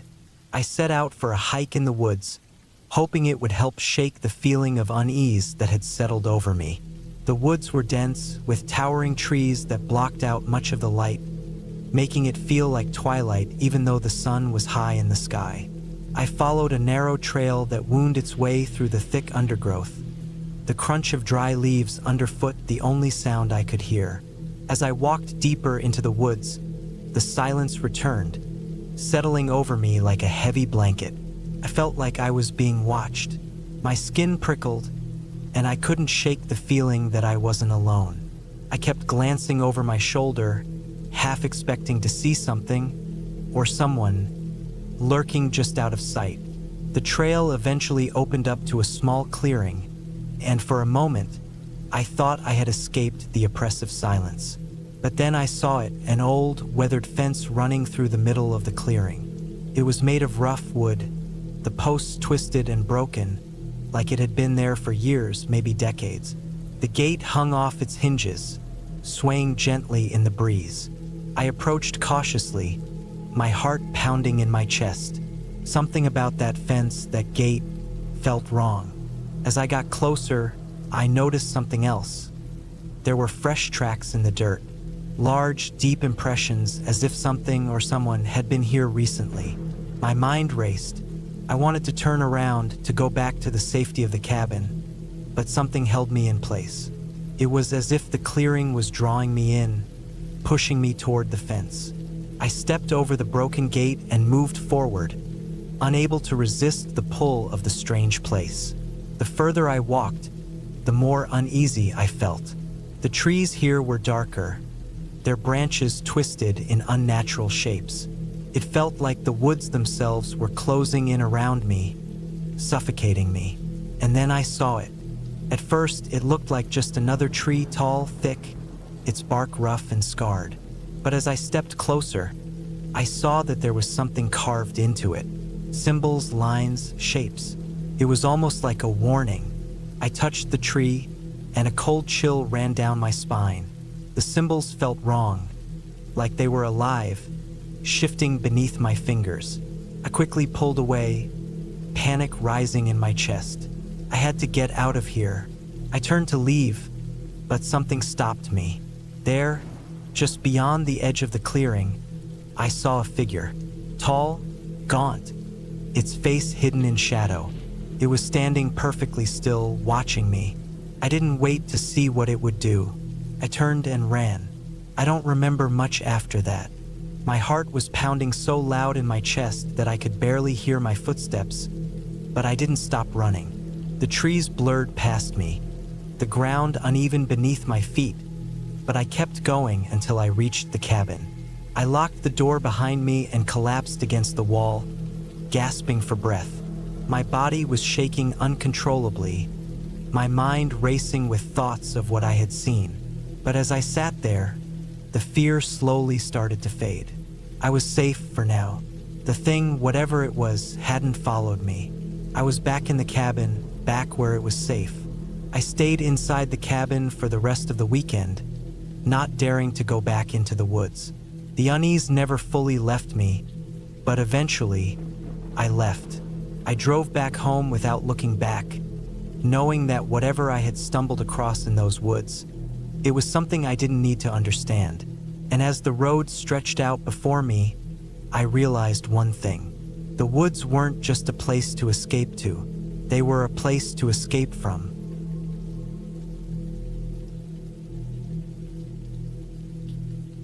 I had always wanted to go on a solo hiking trip, far away from the noise of the city and the distractions of everyday life. Just the idea of being surrounded by nothing but trees, rocks, and dirt had always sounded peaceful to me. So when I finally got the chance, I decided to pack my backpack, grab my hiking boots, and head to a remote trail in the mountains, far off the beaten path. The kind of place where the nearest person could be miles away. I set off early in the morning, the sun just beginning to peek over the horizon. The trail was narrow, winding through dense woods, the kind where the trees seemed to close in on you as you walked. It was a beautiful, crisp autumn day, the kind where the air is cool enough to be refreshing, but the sun still carries some warmth. The leaves were in full color, reds and yellows splashing against the green of the trees. I was in my element. For hours, I kept walking, the trail twisting and turning as the terrain got more rugged. The path grew steeper, and the sound of birds and insects faded as I moved deeper into the woods. Eventually, I reached a spot where the trees opened up, revealing a small, clear stream running through the rocks. I decided to take a break, sitting on a large boulder near the water, the soft gurgling of the stream relaxing my mind. I refilled my water bottle, ate a quick snack, and continued on. The farther I went, the more remote it became. The trail, which had been well marked earlier, slowly started to disappear, and I found myself following nothing more than faint animal tracks through the underbrush. It didn't bother me. In fact, it felt more like an adventure. A part of me was glad to be away from everything. I enjoyed the solitude. As the day wore on, I began to realize that I hadn't seen anyone else on the trail. At first, I figured it was just because I was so far out, but as time passed, I started to wonder if anyone else ever ventured this far out into the wilderness. Still, I wasn't worried. I had plenty of food, water, and a good map. I had been hiking long enough to know what I was doing. But as the sun began to dip lower in the sky, something started to feel off. The woods were growing eerily quiet. The birds had stopped singing, and there was no wind rustling through the trees. It was as if the entire forest was holding its breath. I tried to shake off the feeling, but it lingered, crawling under my skin like a chill I couldn't shake. The shadows were stretching long across the forest floor as the sun dipped lower. I had to make a decision. Either set up camp for the night, or push on and try to find my way back to the main trail. I didn't want to risk wandering off the path in the dark, so I decided to make camp. There was a small clearing nearby, and I set up my tent next to a large fallen tree. It wasn't until I was kneeling in my tent, adjusting my gear, that I realized something strange. There was no noise. Not a single animal, not even the usual rustling of the leaves. The silence was deafening. It was the kind of silence that made your ears ring, the kind of silence that felt unnatural. I shook my head, telling myself I was just tired. It had been a long day of hiking. I made myself a quick meal over the small camp stove and tried to relax. But as the light of the evening faded and the darkness settled in, I couldn't shake the feeling that I was being watched. I tried to convince myself that it was just my imagination, but the feeling of unease kept growing stronger. My heart started to race. I kept glancing over my shoulder, half expecting to see someone standing in the woods just outside my tent. But every time I looked, there was nothing. I lay down in my sleeping bag, trying to calm my nerves. The darkness outside seemed to grow thicker, pressing in on me. I couldn't remember ever feeling so alone in my life. I told myself I was being ridiculous, that this was just the fear of the unknown playing tricks on me. Still, I couldn't shake the feeling that something was wrong. I tried to sleep, but sleep didn't come. The night dragged on, every creak of the trees, every snap of a twig, making my heart race. Then, just when I thought I might lose my mind, I heard it, a sound, a soft, slow rustling in the leaves just outside my tent. I froze, my breath caught in my throat. It was the kind of sound an animal would make, maybe a deer or a fox, but it was too deliberate, too slow, almost intentional. I held my breath, listening. The rustling continued, then stopped. For a few long seconds, there was nothing. Then a soft thud, followed by another and then a third. Something heavy was moving around my camp. My heart pounded in my chest. I wanted to look outside to see what it was, but the fear held me still. I couldn't bring myself to open the tent flap. Whatever it was, I didn't want to know. I tried to stay as still as possible, my breathing shallow. The sounds continued for what felt like hours, but when I dared to peek outside, I saw nothing. Just the same dark trees, swaying gently in the night breeze. I didn't know if it was the wind or if I had imagined the sounds, but I wasn't going to stick around to find out. I grabbed my pack and threw it on, my hands shaking. I wasn't staying another minute in that camp. I didn't care how dark it was. I didn't care if I got lost. I just wanted to get out of there. I packed up as quickly as I could, my movements jerky and frantic. The quiet around me was unnerving. I stepped out of the tent, the cool night air biting at my skin. My flashlight beam cut through the darkness, scanning the area around me. There was nothing but the trees and the endless silence. I didn't waste time. I grabbed my map, found the nearest trail and started walking. I kept my head down, only looking up occasionally to make sure I was on the right path. Every snap of a twig, every distant rustling made my heart jump in my chest.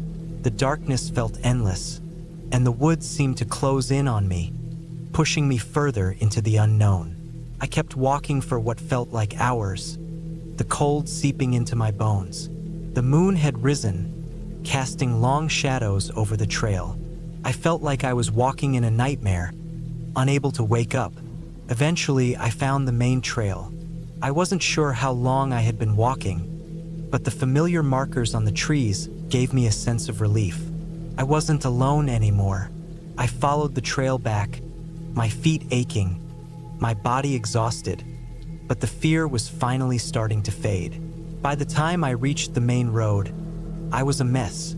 My clothes were dirty, my hands shaking from the adrenaline. I had no idea what had happened that night, but I wasn't about to stick around to find out. I flagged down the first car that passed, and within minutes, I was on my way back to civilization. It wasn't until much later that I learned the area I had been in was known for strange occurrences. People who had gone missing, hikers who had returned with unsettling stories, but no one could explain why. I didn't need to know. I had my own story to tell now, and it was one I didn't intend to repeat. I don't know what it was that night. Maybe it was just my nerves getting the better of me. Maybe it was something more, but I never went back to that trail, and I learned my lesson the hard way. Sometimes the middle of nowhere isn't as peaceful as it seems.